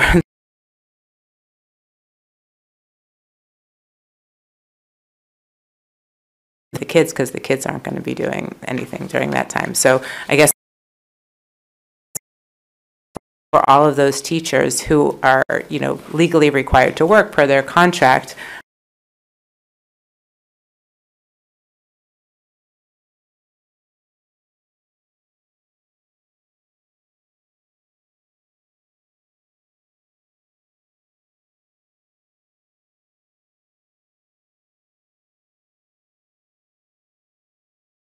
the teacher that's not the 17. Right, in terms of the structure of what already exists, that same structure still exists for those other people. But it's something that I can certainly look into. I'm always clamoring for time for people. They're Right, always asking. because it seems like it should be within the contract, not the expert in the contract.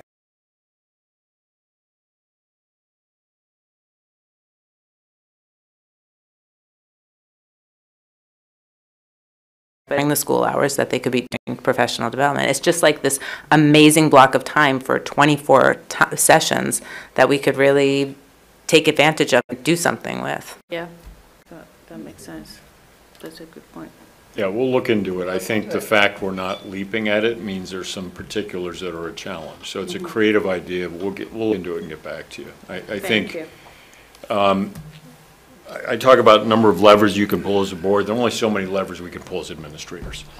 And you're looking at Scott, Camilla, who've been full on to get this right. And I think we should actually be very impressed with what's coming together here. This is truly going to be a pilot of the advisory with all kinds of feedback and the rest. We have a substantive subject matter focus, incredible creative move on the high schoolers coming into this. All the roundtables I did last year on FMS, everyone said, please get our high schoolers involved with our middle schoolers. So there's all kind of layers to this. Now, to get this actually to deliver and roll right, I think Mr. Wynn would be the first to say, great plan, now let's see what happens. We're in pre-season, so meaning the energies, so they're busy pulling levers to make this work. Then also to come up with all kinds of new professional learning, and it's a great creative idea. The reality is then how do you pull that off in a way that's meaningful and responsive? And we have a lot of professional learning going on in the district, and right now we may be we have to optimize that. So we'll look at it and be creative. Scott, don't worry, we're not going to ask you to do this, and we're not going to ask Camilla to do this, so we'll just have to figure out how we. I was thinking for TESFA, it might kill two birds with one stone. He's clamoring for PD, for IEPs, and here we have a big block of time. Let us sort out the realities, because I have a strong feeling the realities will say, probably not this round. I also think it's hard we'll to do anything substantive in 30 minutes. Well, by the time you get started. But the first 30 minutes, it might not be. But if you have 24 30 minutes in a row, the first 30 minutes the first day is like, get up to speed, what are we doing? And then boom, every week after that, you just fall into it. There are ways to structure things like that. All right, thank you. Good idea. Thank you. Any other questions or comments for Principal Wynn? I just want to say thank you for just getting it out from where it was and action. I love that. So thank you. I just really want to say that out loud. Yeah. So Thank you and good luck. Thank you. Good luck. Yes, exactly. Good luck. Thank you. And good luck to the kids. I hope it's worthwhile because they're missing valuable time. So I hope this is a good replacement. And I want to thank you too, Scott. See you. Good night. All right. Thank you, Laura. Thank you, Scott. Thank you, you. Tessville. Like the heat's on and the window's open, so it's a weird mix. Yeah. Who's getting what? That's what I've been. I'm cold and hot. Cold and hot. I was feeling hot and cold. And I was Yeah, because it's the wind. It's like. I am not saying that. I'll tell you. Maureen. Like, it feels great. No. Yes. It's like No, completely different temperature. can we get the coldest? I have hot flashes. I was just going to do the same. It's open, cold and. You should reorient by like That's who's hot, who's cold. Oh, okay. Should change her seating, right? I'm like, okay, right now, that window right now. Yeah, me too. I was cold earlier. Now I'm like comfortable. Sometimes I'm hot. It's like experiencing all of the seasons in one room. Yeah. So moving on to update and district highlights. Bill, can I just jump in with one Please, thing beforehand? please. Just a small. Jump in with lots of things. I'd be very I happy. only got one. So we're kicking off. The district is kicking off the theater program with One Man, Two Governors. You know, Friday. The students aren't here, so I believe it's governors. two governors. Right? Friday and Saturday, 7 o'clock. The big change I just want to mention for whoever's watching, and maybe for us just to know to tell other people, is so you always used to be able to walk in and buy a ticket at the front desk. The theater program has switched to an online system. Now, you can use it in the lobby before you go into the theater, but it is an online system that works like any like modern ticketing program, like Ticketmaster's, StubHub, I mean, better than that, but you choose an actual seat. So you buy a ticket, you choose a seat, you do it ahead of time, you do it online. So, and the theater program was concerned because they hadn't sold a lot of tickets for this weekend, because I think a lot of people don't realize. Can you that not buy tickets at the door anymore? you have to buy them online. No, you cannot pay cash and get a Yeah. ticket. No Right. more. It's No, over. you can load the site, which I'll tell you in a second, and do it in the lobby, but it's going to be, you know. Alex, I do think they are, because I think they are going to allow for like some people who truly are unable to do it. Yeah. Okay, that's what they told me. You know, I but- think the Have senior assigned citizens seating, but who are not because they had to allow for savvy. like if there is someone who comes in, like a young Okay. person, like a $5 or something. Right, you know, yeah. like that. Okay. Yeah. Or even senior citizens who are not tech savvy, Correct, you know. so Right, I so was they thinking did the kind opposite of, way, they that did people put who that are not into the tech mix, savvy, but I they think get the that back seats a lot of the assigned seating, they had to, kind of hold back some seats to Yeah, allow for okay. those. I might have incomplete information, but the website is Hastings, now let's get this part, it's Hastings Theater, but spelled in the British spelling, so I theater love with that. R-E at the end. So Hastings, well, actually, yeah, theater. That was a big debate for a while behind the scenes. Hastings.com. Oh, really? Can we So- send out an email about that? You know, Yeah, I'm not Friday morning, fond part of the multiple community emails, as you know, but that might be a nice email to So send would out. that fit in the Oh, community about update? it, yeah, Yeah. right. There's not one this Friday, Oh, so, okay. but we can do, still, Yeah. Jackie can get the word out. Yeah, Okay, that's true. that'd be You're right great. about So, thank you all, I just want to mention that before we go ahead. Yeah. So, moving forward, from Bill, any other updates, district highlights? Yeah, I mean, what I've submitted to you as a board, and thus it's in the public record for the community, is a fairly thorough statement, one really at the top emphasizing our focus, given what's happening in Israel and Hamas, and especially for our Jewish students, as I've been listening here within the community. We're here to support our students. We're here to focus on staff. And I was this morning with a set of superintendents from several states, Connecticut, New York, New Jersey, through tri-state, and we're sharing that we have to remind ourselves our focus right now is what do we do within our community to be compassionate and taking care of ourselves as educators. And the international situation is horrific, and it does come in right into Hastings. It comes right into our community for a lot of our families, who have to be respectful of that. It's not a distant issue. Having said that, we have to remember we're educators and to be there and be supportive and listening. So that's our emphasis here within Hastings. if you will, working from the inside out, being very sensitive to who we are and what we need. Then there are a few other highlights here. I think what went on with the Clark Commemoration Project, can't say enough what those several days meant in terms of a really fabulous way to really celebrate Hastings, celebrate national, international history that has a root here. And it was truly the town gown coming together. Some of us were nervous about how well it would come off, but I really think it couldn't have gone better. And the teachers really stepped up. And in Friday's letter, where I emphasized that assemblies, people say, oh, do an assembly, and then the students walk in, there's nothing beforehand, nothing after, and they don't remember a thing. And I don't know, why am I in this room?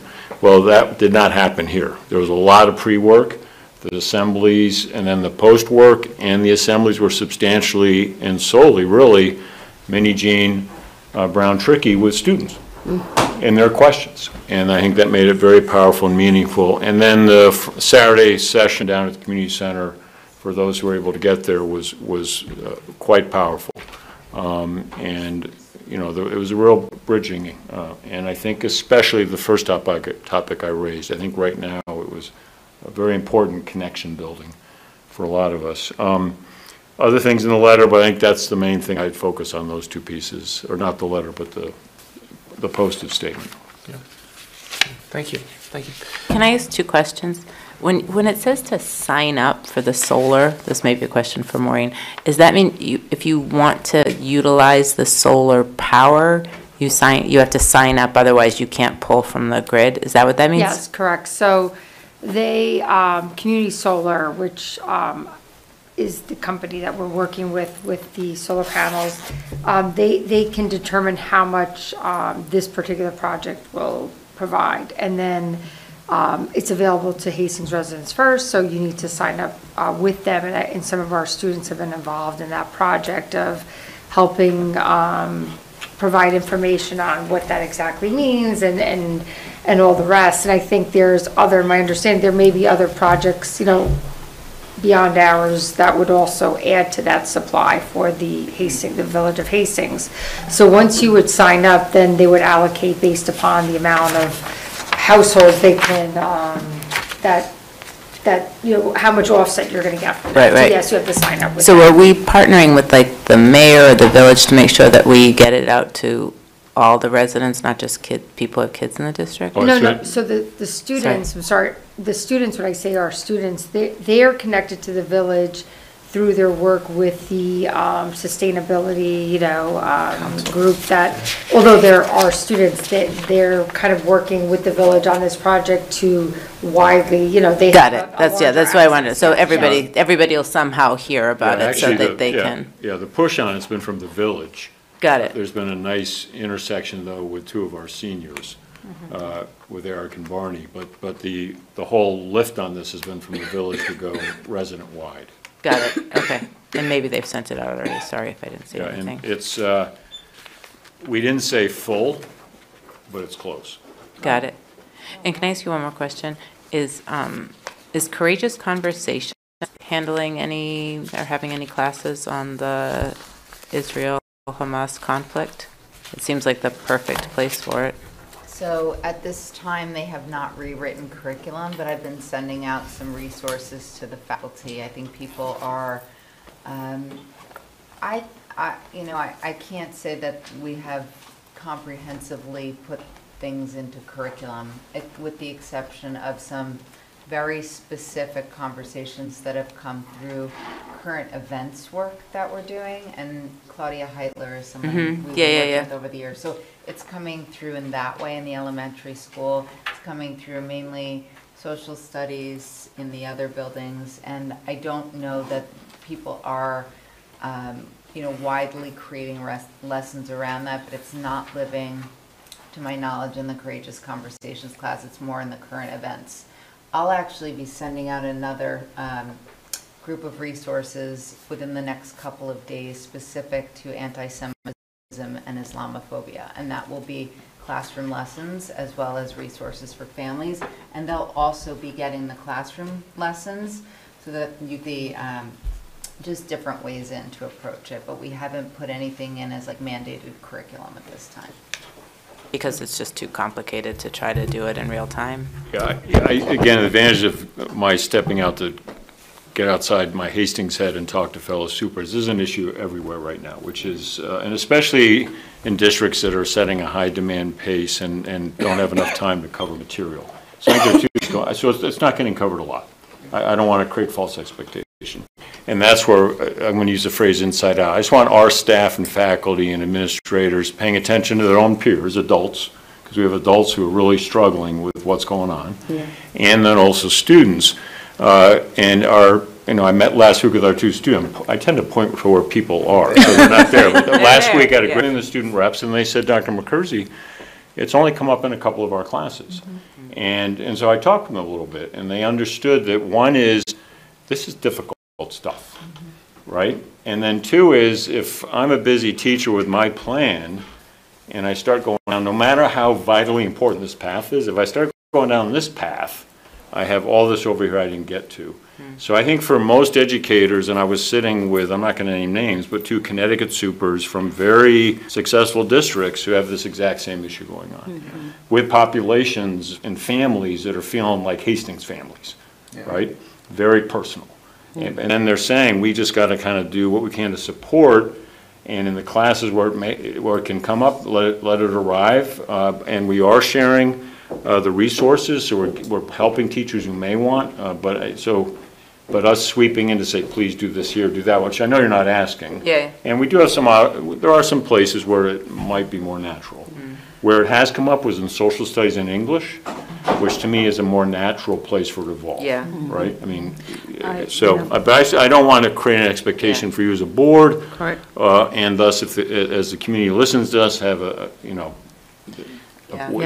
just want to say that I've heard some nice stories about teachers talking individually to students who have been struggling, or especially younger kids. Really nice stories I've heard about our teachers. Yeah, well, that's helpful to hear, because we're hoping that very much will go on. And I want to be clear that for faculty and staff, Scott has led some gatherings for the middle school faculty. Amy has done the same at Hillside. Other administrators have made a point of reaching out in the building, because I think if we can help adults feel some degree of support, that may help us help everybody. Yeah. So, I want to I feel it's an opportune time to blend the silent voices into the whole mix, but I sort of wrote it down in order to create that balance. So we all know a lot is happening in our world today, and that has social media spaces is very awake right now. And most, or even all of us may find ourselves resorting to a baser instinct of our brains due to all the heightened emotions connected to this work. So I would like to actually pause and read some posts that I saw from a former board member, which I think, a couple of posts, which I think was useful. And actually, before I read that, I know that one of our board meetings is on social media to create, I don't know whether a wrecking ball stare or whatever it is. Oh, so maybe some of you have not seen it, but I want to say this for the record, before I get into what the former board member said that I thought was really insightful. And I'm looking at my colleagues here, correct me if I'm wrong, okay? But I believe that our board, regardless of our respective viewpoints, we are all working together in a unity format to achieve the best goal for all of us. So yes, you may see a board meeting where it was about last board meeting where you said your point and trying to create some stir about it. And I know, yes, we respect our own individual viewpoints, but we don't hate each other. We are not trying to fight. We all are trying to figure out something that is emotionally tasking, and we are not choosing sides in that regard. And I remember Doreen clearly said that there is terrorist, and that Palestinians are not Hamas, and qualify that. I believe, and I know, because I know her deeper now than than before, she cares for Palestinian families as much as she cares for Israeli families. And I know Theresa cares for Israeli families as much as she cares for Palestinian families. And rightly so, like Dr. Makezi said, it's about kids and families that are impacted. And there is terrorist group. Not Palestinians are not terrorists. And no one is saying Palestinians are terrorists. And we have to equally support them, because they're also going through that pain. But if there's a terrorist group, there is a terrorist group that needs to be recognized as such. But as educators, that is not our milieu. So that's why we hopefully the spaces of social studies or courageous conversation, when they get everything together, because emotions are heightened, and so I know adults are impacted. So when they get everything together, though, the cognitive parts will kick in. But we all know we are humans. If you don't have emotions, then I don't know. Well, so such things, if it's close to home, is going to hit you, and that's the fact. So we cannot just fault people when things are close to home to them, and then it's like we want to become wrecking balls and create chaos in our community. I think Hastings is better than that, and so I'm hoping that that is true. I know it's true for us as a board, and we work that way. You may think we are going back and forth here, but at the end of the day, we unite. And tell me if I'm wrong, right? I agree. Okay, Yeah. so please don't take the board meeting. And I've said this to the public many times. I'm also pointing to empty chairs, but it's being recorded. But I've said this many times. During the board meetings is when we are doing our work. We are not allowed to deliberate and talk about any board matters outside of board meetings. So you see the rawness of things, and that is human enough. Yeah. Anyway, I will stop because I think I'll leave it for board comment. Okay, thank you. Yeah, sure. This is why you should stay off social media. Yeah, right. Yeah, moving on, thank you, Dr. Kersey. Dr. Szymanski with an update from our curriculum and instruction. My comments are posted within board docs, and just to give some high-level highlights, high school AI faculty meeting took place with our model schools partner, Leslie Cardo, facilitating. Thank you to our special education team for preparing for college with an IEP/504, and that was a wonderfully received night event. Portrait of a Hastings Learner, you'll find brief updates on committee creation, pop-up and brochure work that's been going on. And then lastly, Chair Council, last week we had our October session. I would like to thank my regional counterparts, partners in North Salem, Julio Vasquez, Adam Pease from Chappaqua, and Cameron Fajo from Pleasantville, who came to share with us about the work around AI that's been happening in their various districts. And I'm just really grateful to have a really strong networked improvement community so that we can be better together. They're each doing very different things around AI, very exciting stuff. So that's in there too. Thank you. Thank you very much. I want you to know that my daughter said, you can't use AI at school, Mom. It's cheating. So at least the kids are getting that message. They can't use it yet because it's right. blocked. Right. But, yeah. But even at home, she It's meant like you coming. can't use it. Yeah. Sure. Moving on to business items. Are there any questions or comments regarding business items 1 through 10? Maureen, did you have anything? Oh, I'm sorry. I skipped right over you, Maureen. Oh, I'm no, sorry. I mean, other than I didn't put it in the written, Sorry. I was going to just mention that our architects and engineers are continuing to do all the analysis that would be needed prior to coming back to report to the board. So we're in these very early stages still, and I think, until we have a lot of other things have to occur so that we can get a much tighter presentation to the board, and that's why, we had hoped, or I had thought possibly would have more information just to kind of give you some updates as they're doing this very preliminary work, but we hope to have a facilities meeting sometime at the beginning of November, and then with a follow-up with to the board about the feasibility of, now that they've had engineers come out, and this is really speaking about any type of addition here. So other than that, that was going to be the majority of my update. I just want to mention that, so that's about it, and then later we'll discuss the senior exemption. Okay. Thanks. Okay. Sorry to skip over you. Oh, no, that's fine. I didn't put anything there, so. And I have to It's just- all in here. And I have to say, and I misspoke, Jared Blair from Croton. Oh, okay. I'm mixing up my networked improvement committee, but it was a great meeting. It's okay. All right. So I have a question. So the audit response. Sure. So it says that there were a couple of inactive clubs. Yep. That so the arts club, the affinity club, so I was wondering, gender alliance club, student active, all those clubs.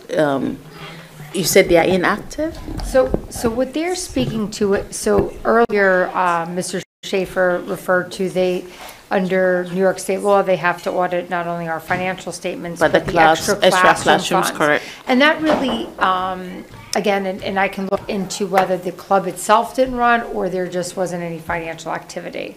Because there's times in which a particular club may be meeting, but they Correct. may not have any financial, Need, or they may not have raised money or spent money in that particular club that year. So I would need just to go back to see whether those clubs actually ran at all. But I think the auditors, from their lens, they're solely looking at, this has a line Finance. item on the extra classroom report. And if something doesn't have activity, because there is so when you set up, New York State, quite frankly, if there's over a year of inactivity or even 2 years, they want you to actually like eliminate that line item. Correct. You can't just leave it dormant. And then there's times in which, so the response typically is we'll be working closely with the building level, and if we determine that club or that line item is no longer necessary, then we would make a recommendation. The board would actually have to remove it, like through action. Yeah, so I totally understand what you're saying, but my concern is connecting financial need, which I think is a prudent thing to have a club that is just there to, maybe art club. They just use their materials, or affinity club. They just talk through things. Oh, they don't necessarily need a line item there. So the line items are created when the club advisor requests. So there could be a club that does not need to any exist. money, Yeah, correct. they're not looking at every club that. They're looking at clubs that either at one point raised money, they did a Financial bake sale. component. and then Correct. they put- So the yeah. So my Schedule B doesn't count. my specific question is that I understand that it totally makes sense. We've assigned a line item that will give you money, but you are not using it. Of course, you're not going to keep you there. But my concern is sort of linking it with, let's say, a principal saying that, oh well, because the audit said this club cannot exist. No, the club can exist. Okay, just that that's what I want. And honestly, they have to flag it because under their accounting standards, if something is inactive, that they're just really looking at it from that The lens. finance, They're but- first, and if it is active, then they test the transactions because there's any line item. The reason for this exists is that the students are actually handling, and it's a way for them to learn like the skill of being Responsible. Correct. Well, we've created like a little bit of, there's like a learning piece in there. So they're just looking to see like the activity, the transactions, but to your concern, if in fact, say there was even a time they said, you know what, it's been dormant for 2 years, the club still exists, and they would like to still leave this active because they know in the third or fourth year they are hoping to do XYZ, a little event or of some sort, then we just responded that way. Got it. So it's something they have to flag as part of, Correct. because there's, That we're a totally small makes district, but sense. there could be a district like, 800 lines that have been inactive, and they're like, you have to do something here with these, so. So I get Yeah. that. So let's imagine there's a club that doesn't require money. Can it still run? Yes, Although it's yes, not. That's all I yes, wanted to sorry, ask. Okay. yes. Thank you. Yeah, thank you. Moving on to business items, are there any questions or comments regarding these items 1 through 10? I just want to ask about the compost. Which Yeah. number? It was Number 2 3? and 3. 2 and 3. I mean, not 2. 3, 2. Yep. I know there's been so much work to talk around composting, and we're going to have parent volunteers help, Yes. in the schools. Mhm. How is it that we can get a paid position for, do you know what I'm saying? Like, how can the district pay for that instead of us relying on parent volunteers to teach kids how to sort? So. I don't know if that's a question for you. Yeah, I mean, I think, so I know what you're referring to. So in the past, so first and foremost, you need an outside, the contract here just simply is, we had one contract in place with the local group. They were unable to handle what we would be Right, producing, it's so too we had, much. right, so we had to switch it to CRP. So that's item 2, which we're, making that change in the actual hauler of the compost. And then Joe Martirana, myself, and the leadership from Hillside have been meeting with parents who are looking to then, we already have what we're doing in the kitchens and things that we control. We're looking to reintroduce the composting, source separation for students in the cafeteria. It was the idea, and again, in collaboration with Ms. Cases and Mr. LaRocco, to have parents, similar to Pizza Fridays, maybe once a month, kind of get us rolling. But to your point, I think we did speak, we know, all of us, I think even the parent volunteers, understand that, there's going to be, maybe we can kind of start doing this now a bit with the parent volunteers, but ultimately there's an education piece, there's an ownership piece. You do kind of need a person, whether it be a Schedule B, whether it be an individual to kind of, on, that works for us, to kind of be overseeing the program. So I think what we wanted to do is kind of start slowly and then see, but as Amy said, you would almost, in some ways you need to have the right person too to spearhead it, and the problem is that if you didn't even want to say a teacher, if we did have a Schedule B for that, it would need to be multiple people, because like they would only be able to work one lunch period per time. So we want to start with the parent volunteers, then kind of look to see, how we should then, move forward. And, but it was like a starting point, so that a lot of the parents have, I don't want to say, but more expertise than I would say we do, in some of what they're hoping to accomplish. So I think it's like a partnership, and then we do understand that if we are seeing that there's, that it's, kind of working, and we can kind of build off of there. So that's the thinking. I think there were some ideas, just not to keep going, but, it would be lovely if like there could be a club and maybe some students similar to the, the patrol, the safety patrol, maybe that, it could be the compost patrol. Or something like that. So there's a lot of great ideas, but it was like, we know we have things that are currently, we're producing that could be taken without anybody. Let's start there with this Friday volunteer program and then build off of there. We didn't want to like hold it up for all those other logistical things to work out. Yeah, so. But we, in the past, just to close, we did have kind of like believe it or not, like a part-time teacher aide who was interested in, who as a parent actually who was very interested in this and was doing it in her own home, and she actually was the person we hired who was helping in that capacity at that time. But that was many years ago, and now we're trying to bring it back. So. Okay, thank you. Thank you. Any other questions or comments about business items 1 through 10? Yeah, I have a couple. Number 3, what does that mean, rescinded? So this, it just means that we have previously approved a contract with Hastings Compost Services, and then after that, they had to come back and say, currently we can't handle this, your particular business, so we just wanted to rescind that original agreement. Right, so I didn't know we had to sign off on something. No, it was just rescinding it because, I also, I mean, I think it's good to always rescind something if you're not going to move forward with it, but also because we're entering into a different contract with another vendor. So we'll Got just it. send them a letter saying, you know, as per our conversation, the board officially rescinded the proposal. Number 8, the custodial unit. Yep. Did we find someone to do that? Yeah, so it's Kevin McCarthy, and honestly, that was really an oversight of when we negotiated their new contract. There was a previous staff member, he had a different title. We were like changing up the supervisors there a bit, and it was omitted from that agreement. And Kevin has assumed like leadership in the ways everyone else has, so he is then under the appointments being appointed into the Great. position. I just didn't know because it didn't Yes. have a name, so I'm glad we Sorry, found yep, someone to do it. yes. Yep.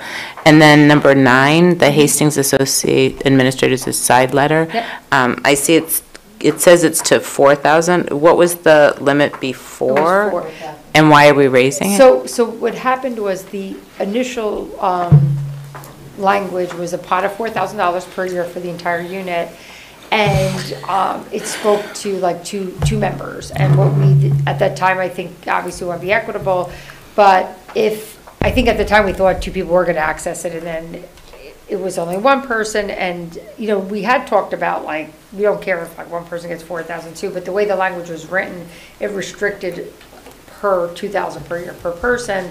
And they, when I say they, the HAA did come and say, you know, we have no issue with it. We had committed to the 4,000, so it's. Got it. So it's just yeah. like a pot of 4. It can be 4 Right. people at 1,000, 2 people at 2, or 1 But I person think at the 4. one thing we've said is, you know, and I think typically with those type of programs, it wouldn't, it's not like you're just going to like a conference, like they would know early on to commit to the money, and, you know, we would be giving like kind of a window of time to say, if you think you're we have what's called, we use this program called My Learning Plan, you could put it in, and like, so say if 2 people were considering it, we would each take 2,000, but then say as the year went on and say 1 person's like, I'm not doing it, then Got it. technically the Makes other sense. person have access to it, yeah. And then one last question on number 5. It says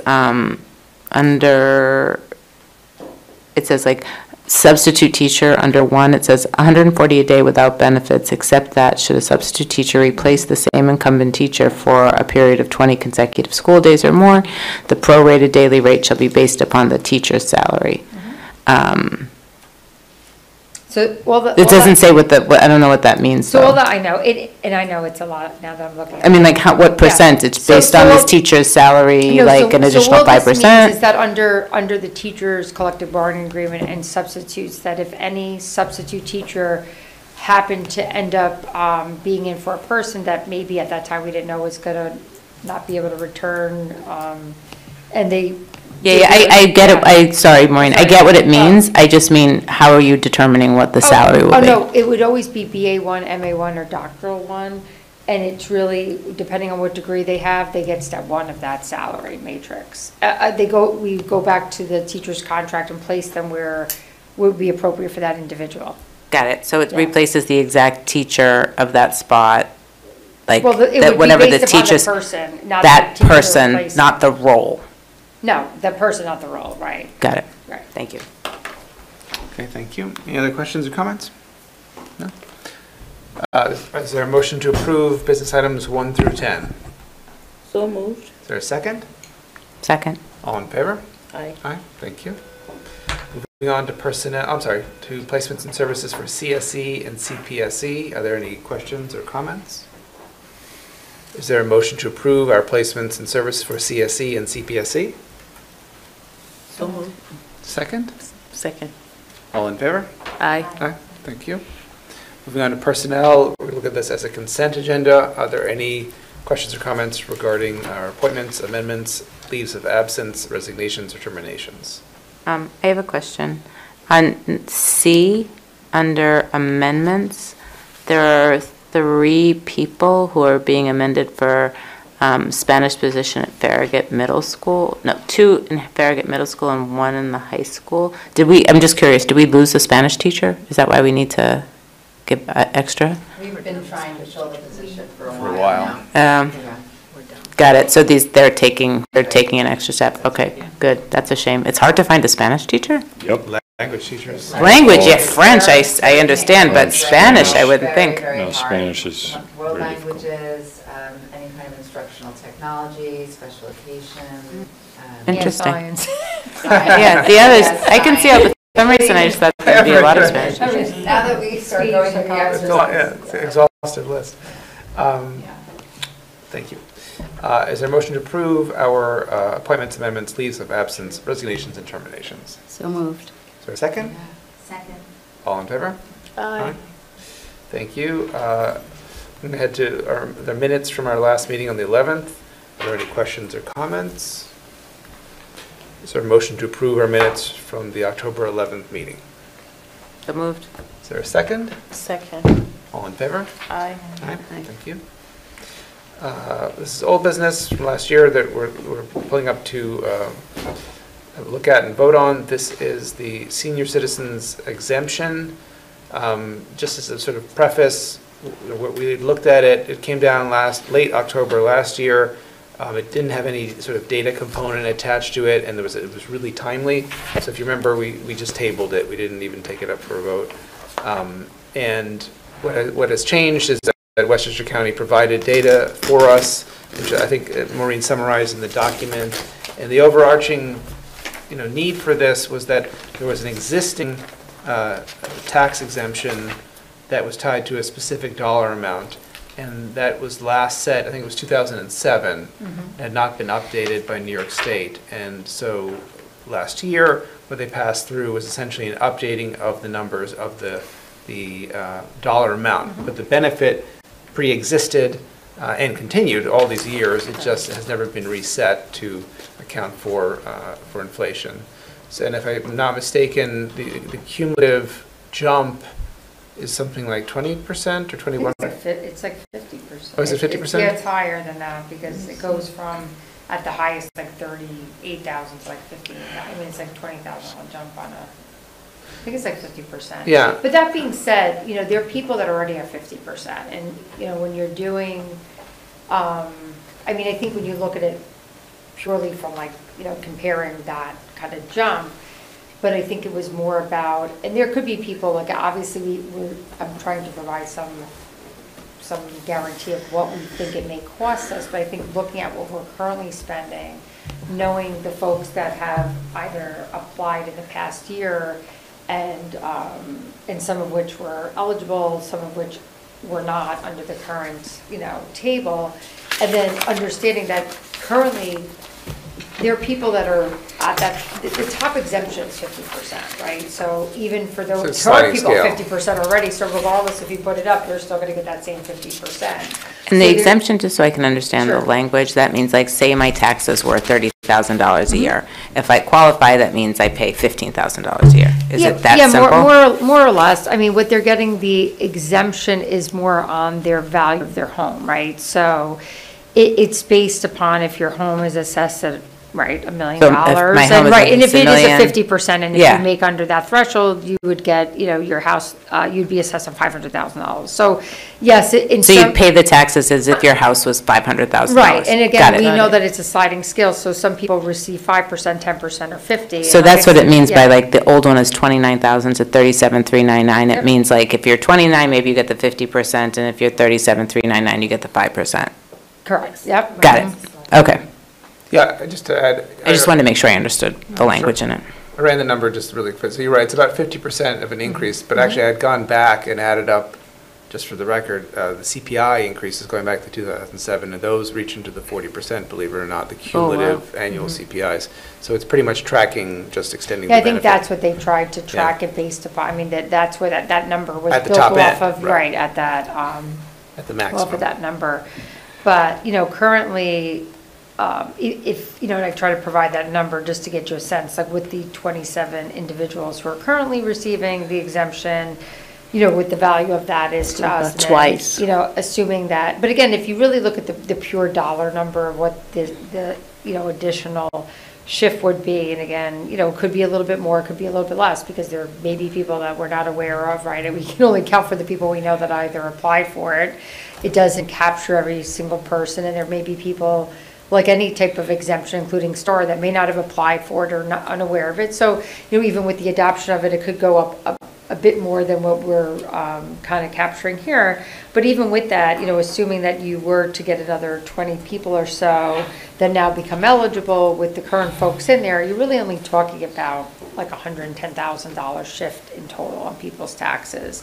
And to kind of your point, many of these people are still paying, if the example I did give, and that would be only if they got the maximum exemption, even with a reduction, if you took the average that people are getting now, and obviously some people more, some people less, it may be like $3,000 or $4,000, you know what I mean, per household. Yeah. And as you know, there could be people that's on the school taxes, and obviously we can only control our exemptions, not what's adopted elsewhere.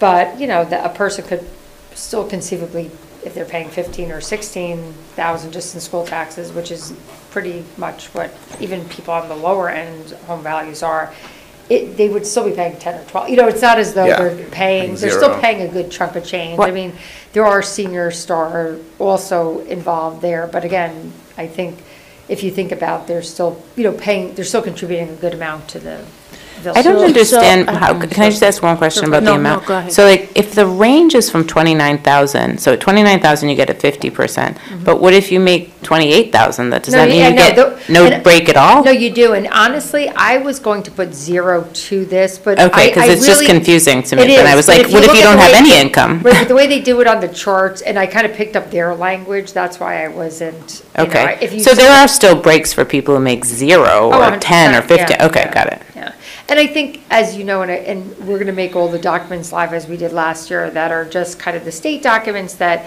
spell out, how they define income, what are the different things that would be counted in it. And again, there are, as with anything, there could be a situation, someone has all this money, but it's, they're not making interest. I mean, there could be a situation where somebody might be considered very wealthy, and they don't necessarily pick up everybody in the household.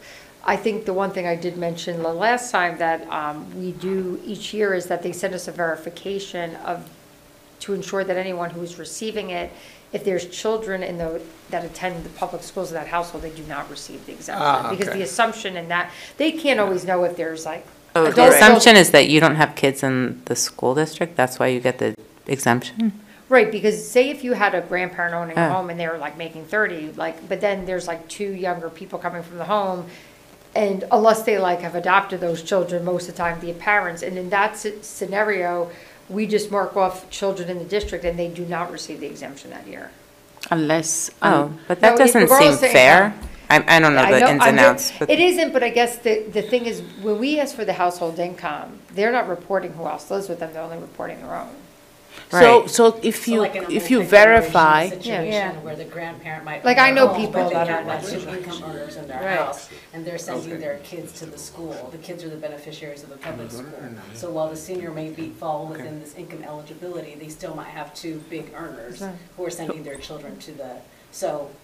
Yeah, obviously the people with who are that paying- assumption. Who are paying on, that's why they look into whether or not But they're I'm just minors. trying to figure out, so if I'm the grandmother and my kids, so if I'm a grandmother, I live with my daughter and her husband and their 2 kids, so Yeah. the multi-generational home. I'm the grandmother. I make $25,000 a year, whatever it is, what's the minimum? I make $30,000 a year. Does that mean because I live with them, I don't get a tax exemption? Well, if you own the house and they're living with you. So yes. they live with you, basically. Yeah. So do I still get the tax exemption? You don't if you have kids that are going to school. Well, You own the house. You're the owner, Because exactly. the people who are in the Oh, yeah, I house, could put it like on the there. 2 We could put it big on. breadwinners, they're not paying taxes on the house. So then we Oh, don't get they're any. not being. Correct. Got it. Right, Now I so understand. somebody needs to pay into the pot for the school system. Understood, Correct. okay, thank you. But So Maureen, it's up to There'll be a the lot. grandmother to tell the parents that you have to help me with this. Exactly. Got it, Because okay, otherwise I there'll be a lot understand, of- thank you, because otherwise I was There'll like, be it's a not lot fair of to the circles, grandparent. yeah. It'll be I skirting understand. the light But I shade. think, Thank yeah. you. I get it, Because thank you. then, yeah, but I think that, Maureen, if there's a situation where, which I know, some families, the grandmother is the one taking care of because their parents cannot, and they don't I want, mean, I like. just want to say, that's not the law. No, I know, yeah. I know. Yeah. But I'm literally connected to a program called Kinship Program, where instead of the kids being thrown into foster homes, aunties and grandmas grandmothers are taking care of them, not because the parents cannot, for whatever personal reasons. And so if there's such a scenario where you have a grandmother who is taking care of the kids, not because adults are in the house, is that treated differently? I mean, I would imagine they always have an ability to appeal like a decision. Again, we just Okay. provide that information to the town. But I know that last year there was, no, I'm not saying present, everyone, but I know there was concern about, like, well, income, they could have, like, and there could be other people in the household and all that. I mean, there are those scenarios that could still exist, right? Correct. I mean, I'm just saying that it's actually pretty detailed in what, all the different items. I mean, that's the one thing they do really make people, like, it's pretty comprehensive of what they're looking at. And it already exists. Yeah. We're just raising They just want to make sure. Yeah, so I mean, it's- all those things exist. I just wanted to make mention of that because I'm just remembering some of the things that came up last year as concerns. Yeah, so I mean, I think I like that because then at least it's people are paying their due in order to help. But I think that there should be room for people that are genuinely, grandmothers that are genuinely trying to help. I had a question I wanted to, so in other words, this was just a clarifying question. So in other words, it's 0.4 cents per thousand. If, let's say, to Doris' point, let's say she's paying 30,000, it means that the extra amount of taxes will be 1,200 from this estimate? No. I'm saying the total shift to the entire village, like, The so redistribution it's a amount. redistribution is Yeah. 110,000, so it could be like, Got it. Got it. So or a something. follow-up to that on the redistribution, approximately how much, if a range of what it would be for the rest, right? For, It's is it about 28? 110,000. I mean, amongst an individual, like each household, is it 28, So if 38, you had like $1 $50? million house, would it be like $1 million and then 4% off of the? That's It would what be I was- 4 cents. It would be like right. $40. Yeah, it's $40. That's the $40. Yeah. So So like that's the somewhere difference in taxes that a person who owned a house valued at $1 million Yes, would be, correct. correct? Okay. Yes, that's correct. I thought I did my basics. Yes, but no, I- you did, yeah. Okay, so it's a $40 difference, because I think, for the public, it is interesting to know, well, we are, as we consider, like, helping to insulate those who are more economically vulnerable so that they can stay in the home that they've lived in for a long time. And obviously, like, people live in their home for a long time, they want to stay in their is a homes. good But thing. as we consider that shift, what does that then mean for those people who are going to make up that difference? So I Totally. think it's important to put out there, I mean, my understanding from Zillow, and I'm not saying Zillow is the gospel truth, but that an Definitely average not. home in Hastings right now is valued at $945,000. So to say $1 million house, Yeah. the difference in your tax burden would be $40 to be able to provide this Correct. benefit to 27 That's the more explicit. needy senior citizens, in addition to the 25 who are already receiving it. So now we're talking about a universe of 50 people, right? But this is 50 people whose income, so far as we know, and as we're able to capture based on information that they provide to us and provide to governmental entities, is that they don't make more than $59,000. Correct. Is that right? Yeah.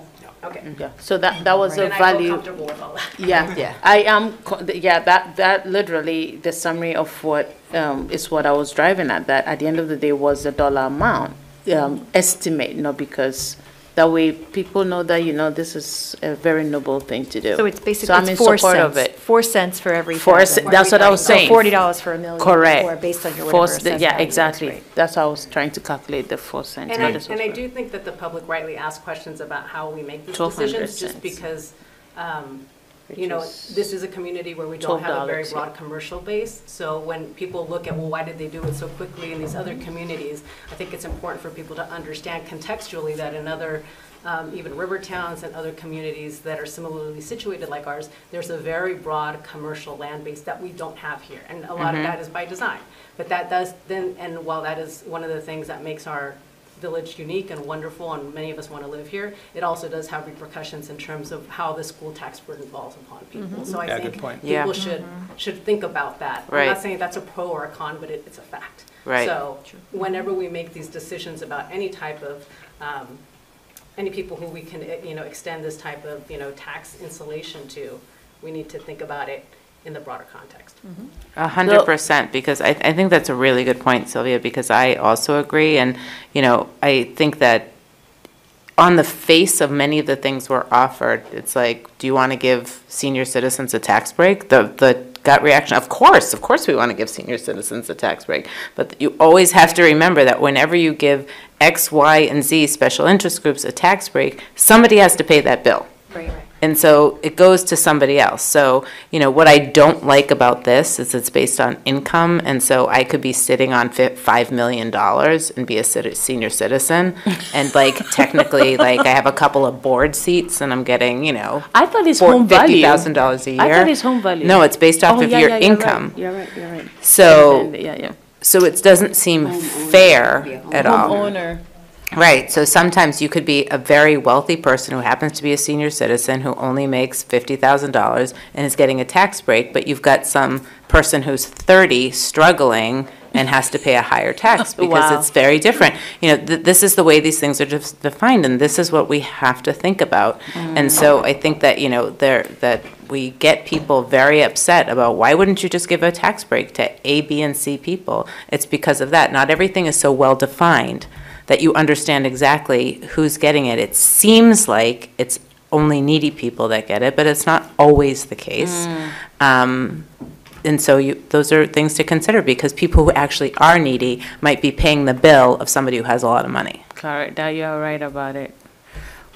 That's how continuous improvement happens, I guess, because you plug one hole and then you 100%, totally, 100%.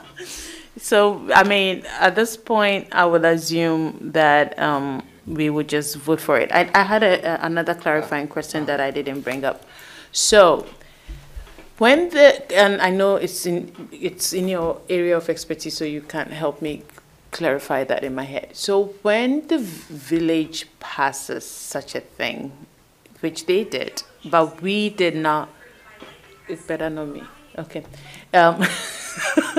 And then now the school board doesn't, we did not do it. I'm just wondering, how does it become different? The village has approved, but we don't. But Which then is a somehow. very small portion of the overall tax Right, burden. so your tax bill, so you also have the town, right, your town tax. Town, your village, school. school. And your village, so, and depending if you live on the other side Right. of the tracks, you don't pay the village, so.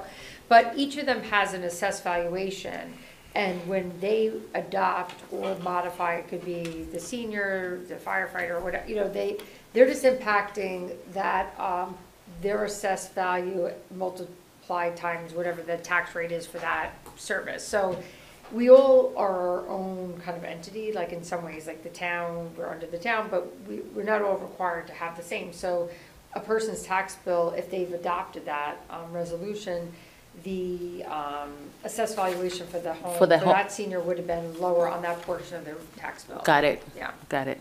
Yeah. Okay. Any other questions or comments regarding the senior exemption? Okay, so we put the resolution on. Yeah, sorry, the resolution is live in public content, so we're prepared, to vote on this. Is there a motion to approve our resolution to raise the maximum income level of eligible senior citizens? Is there a second? Second. All in favor? Aye. Aye. Thank you. Moving on, second public comment. No more public. Agenda review. So we're into November. November 7th is the upcoming. There's not a lot of special stuff in here. We're going to be looking at the firefighter tax exemption on that date. And we'll get all the same information that we need for. The budget calendar. That's the first. Okay, right. You'll adopt the budget calendar that day. Okay, and I saw we have a budget, even the next meeting, we're into a budget work session right away for Thanksgiving, so. And that one, I think we have something there, but depending upon if we want to bring a facilities presentation that day. We schedule a meeting? flip-flop Okay. it, yeah. Okay. Depending upon, what we, from a time perspective. Okay. Is it possible to try to keep the calendar light on the days that we have the budget work sessions? Impossible. Possible. Well, I like the goal. I endorse that attempt, so we'll do our best. Got it. Yeah. Well, right now, I'll be fast, because the 20th, the rest of what I see there, we can keep it light, right? We've got another work session on the 5th.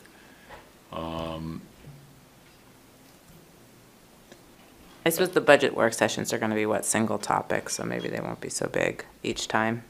Yep, yep. Most of what's there, I mean, the 5th we'll give you an early look at what's emerging, what you won't vote on yet, but the school calendar for 24-25, but I don't think that will take a lot. So yeah, we'll do our best, Doreen. I like the idea.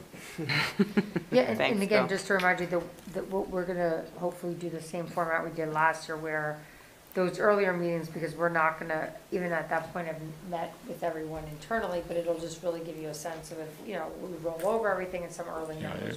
I think we can do what you want, State aid, Doreen. I think we just to make that kind of happen. give some framing of where Yeah. that would put us. Yeah, I think we can make that happen, because we'd appreciate it as much.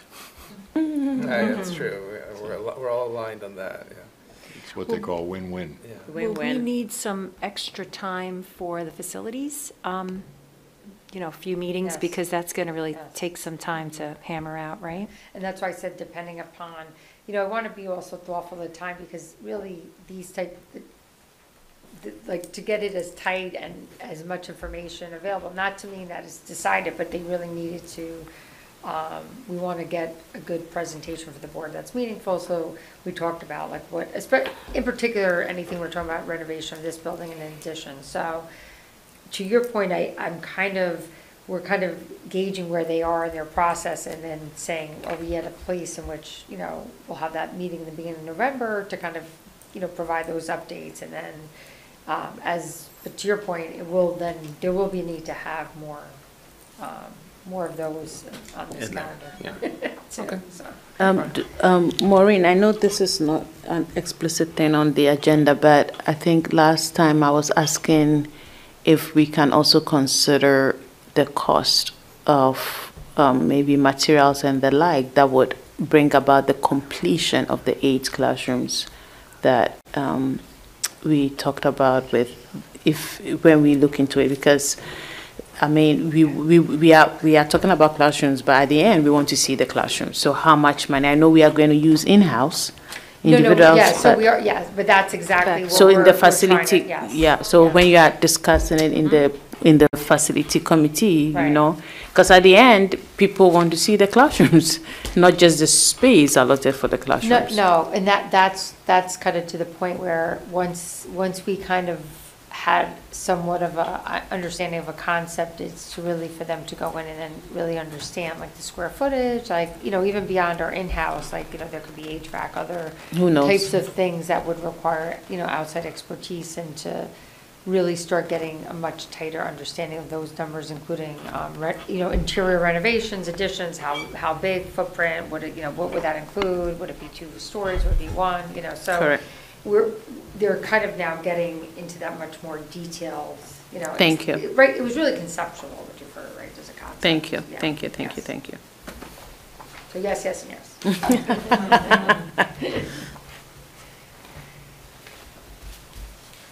Okay. I'm taking over. Yeah, I was gonna say. Right. It's time for the Board of Ed comments. Are there any Board of Ed comments? No, This not is an anymore. opportunity to have a question, actually. For me. Is that fine? It's actually a question for Maureen and Melissa, and I should have raised it when we had the special ed presentation, but I have a question actually about what we were talking about in terms of vocational classes, because in the before times, I know that I went to Valhalla to visit the classes that some of our students availed themselves of, which were like in cosmetology, automotive classes, HVAC, ambulatory care. Are those like gone they're now? still there. They're still there. So in fact, our kids do have access to take those kinds of courses, but they're not 4 here. or 5 kids who go. Yeah, okay, I just wanted to make sure that that wasn't like, you know, a figment of my imagination that had gone away or anything. So it is there, because I know kids have gone there to become vet techs and, you know, to do the automotive classes and whatnot. And so I just want to make it clear that in fact, there are people who take maybe a limited number of students who do it. Yeah, we have a Yeah. certain amount that's budgeted every year, and Right. then through, Jeanette Coker works very closely with the school counseling team, and determinations are made there based on student interest, based on need and availability, also based on scheduling to some extent, you know, in terms of programs and when people are, you know, available, and also may want to do some things here and there. Right. And that's still happening. Oh, that's Right, no, good. it was just a point of clarification, because I mean, I agree with what many of my colleagues have said, in that, you know, there are people who have different interests and passions, and that could be accessed through trade school, and if these classes are indeed an offering, it's unfortunate that we're not in a place where we can offer them on our own premises, but the fact that there is still a way to access them, I think is valuable, and so that people should know that they can avail themselves of it if they look into it, I guess, with the counseling department, so just wanted to put the 411 out there. Right, like some special education children will have that as part of their IEP that they do. As their requirement. Right, And I that's have to what I say, recall. honestly, I'm not sure if it's on the IEP, but it is definitely, there are some students with IEPs 'Cause there's that are most of availing them are, themselves right. of it. Whether or not it's documented, I'd have to double check. Right, okay. So Oh, good to know. going And to which, well, going to that point, like when I was in school, like the 8th graders, you made a choice. Were you going to the high school or were you going to Assabet Valley, the vocational school? And it wasn't kids with IEPs. It was just like different tracks about what you thought you wanted to do. Is that like an old-fashioned way of thinking? that is very old They don't do fashioned. that anymore? Out of. It's so out. Let me tell you. Well, it seems like in school. right. It's also so young to ask Yeah. a Yeah. person to To decide totally their to make that path. decision. Yeah. When But I was in remember it school, was like everybody took drafting and sewing. totally me too. Yeah. We had And like I loved 8. both. We did had 8 different courses. We had Drafting was woodworking, drawing, metalworking. It was sewing. awesome. Drafting. And Yeah, we had drafting. I had drafting. Yeah, it was great. I mean, it's great. It's a great idea, but if I will put on, excuse me, to put on the lens of you go here, you go there. To be honest with you, I was the last to learn how to cook because my dad is like, you're not going to get domesticated. I have 3 brothers. It's like, no, they are not going to put you in that pipeline of yeah. so. But it was like, well, it was more like than that. It and was like, stuff like that. But it was anyway, like that's just auto beside the mechanics. point. It was like, you know, learning a trade. Yonkers has Right. trade. Yeah. So I just- My husband Yes, it seems like I mean, not everybody should go to Yeah, college. If my kids don't want to go to college yeah, and they the- want to do a trade, I mean, I'm fine with that. Sometimes it's better. Well, one of the strengths is BOCE, South. Right, exactly. That's and the campus I all- visited in All Holland. students can access that. I don't think in our gen ed population, we have many students accessing it. Some. Yeah, but- some, so I small think we've got the number, bed- but But it's that's. not like actually going to school there. It's like Yeah, additional yeah. to what It's you're like doing. No, it classes is you can going to take school. there. You Yeah. do go. They don't go here. No, they They do. go- They That's go what to I'm their saying, They teaching. can yeah. do both. Yeah. They do both, Yeah, they right. do Yeah, that. that's what I was asking. It wasn't just No, like, it's a you new- know, right, in my they day, do you just both. went So- there. Right. You know, and they've, Yeah. the whole range of programs culinary right Good through. to know. Yeah. So can I ask this, is it just for, is it in all the school levels or just high school they start? High school. High Just school. high school, 11th okay. grade. Yeah, it starts in June. 11th grade gets into the, okay, got it, thank you. Okay. Any other board comments? No? Is there a motion to adjourn our meeting? So moved. Is there a second? Second. All in favor? Aye. That's a lot of seconds. Okay, and we're gonna hang out for a little.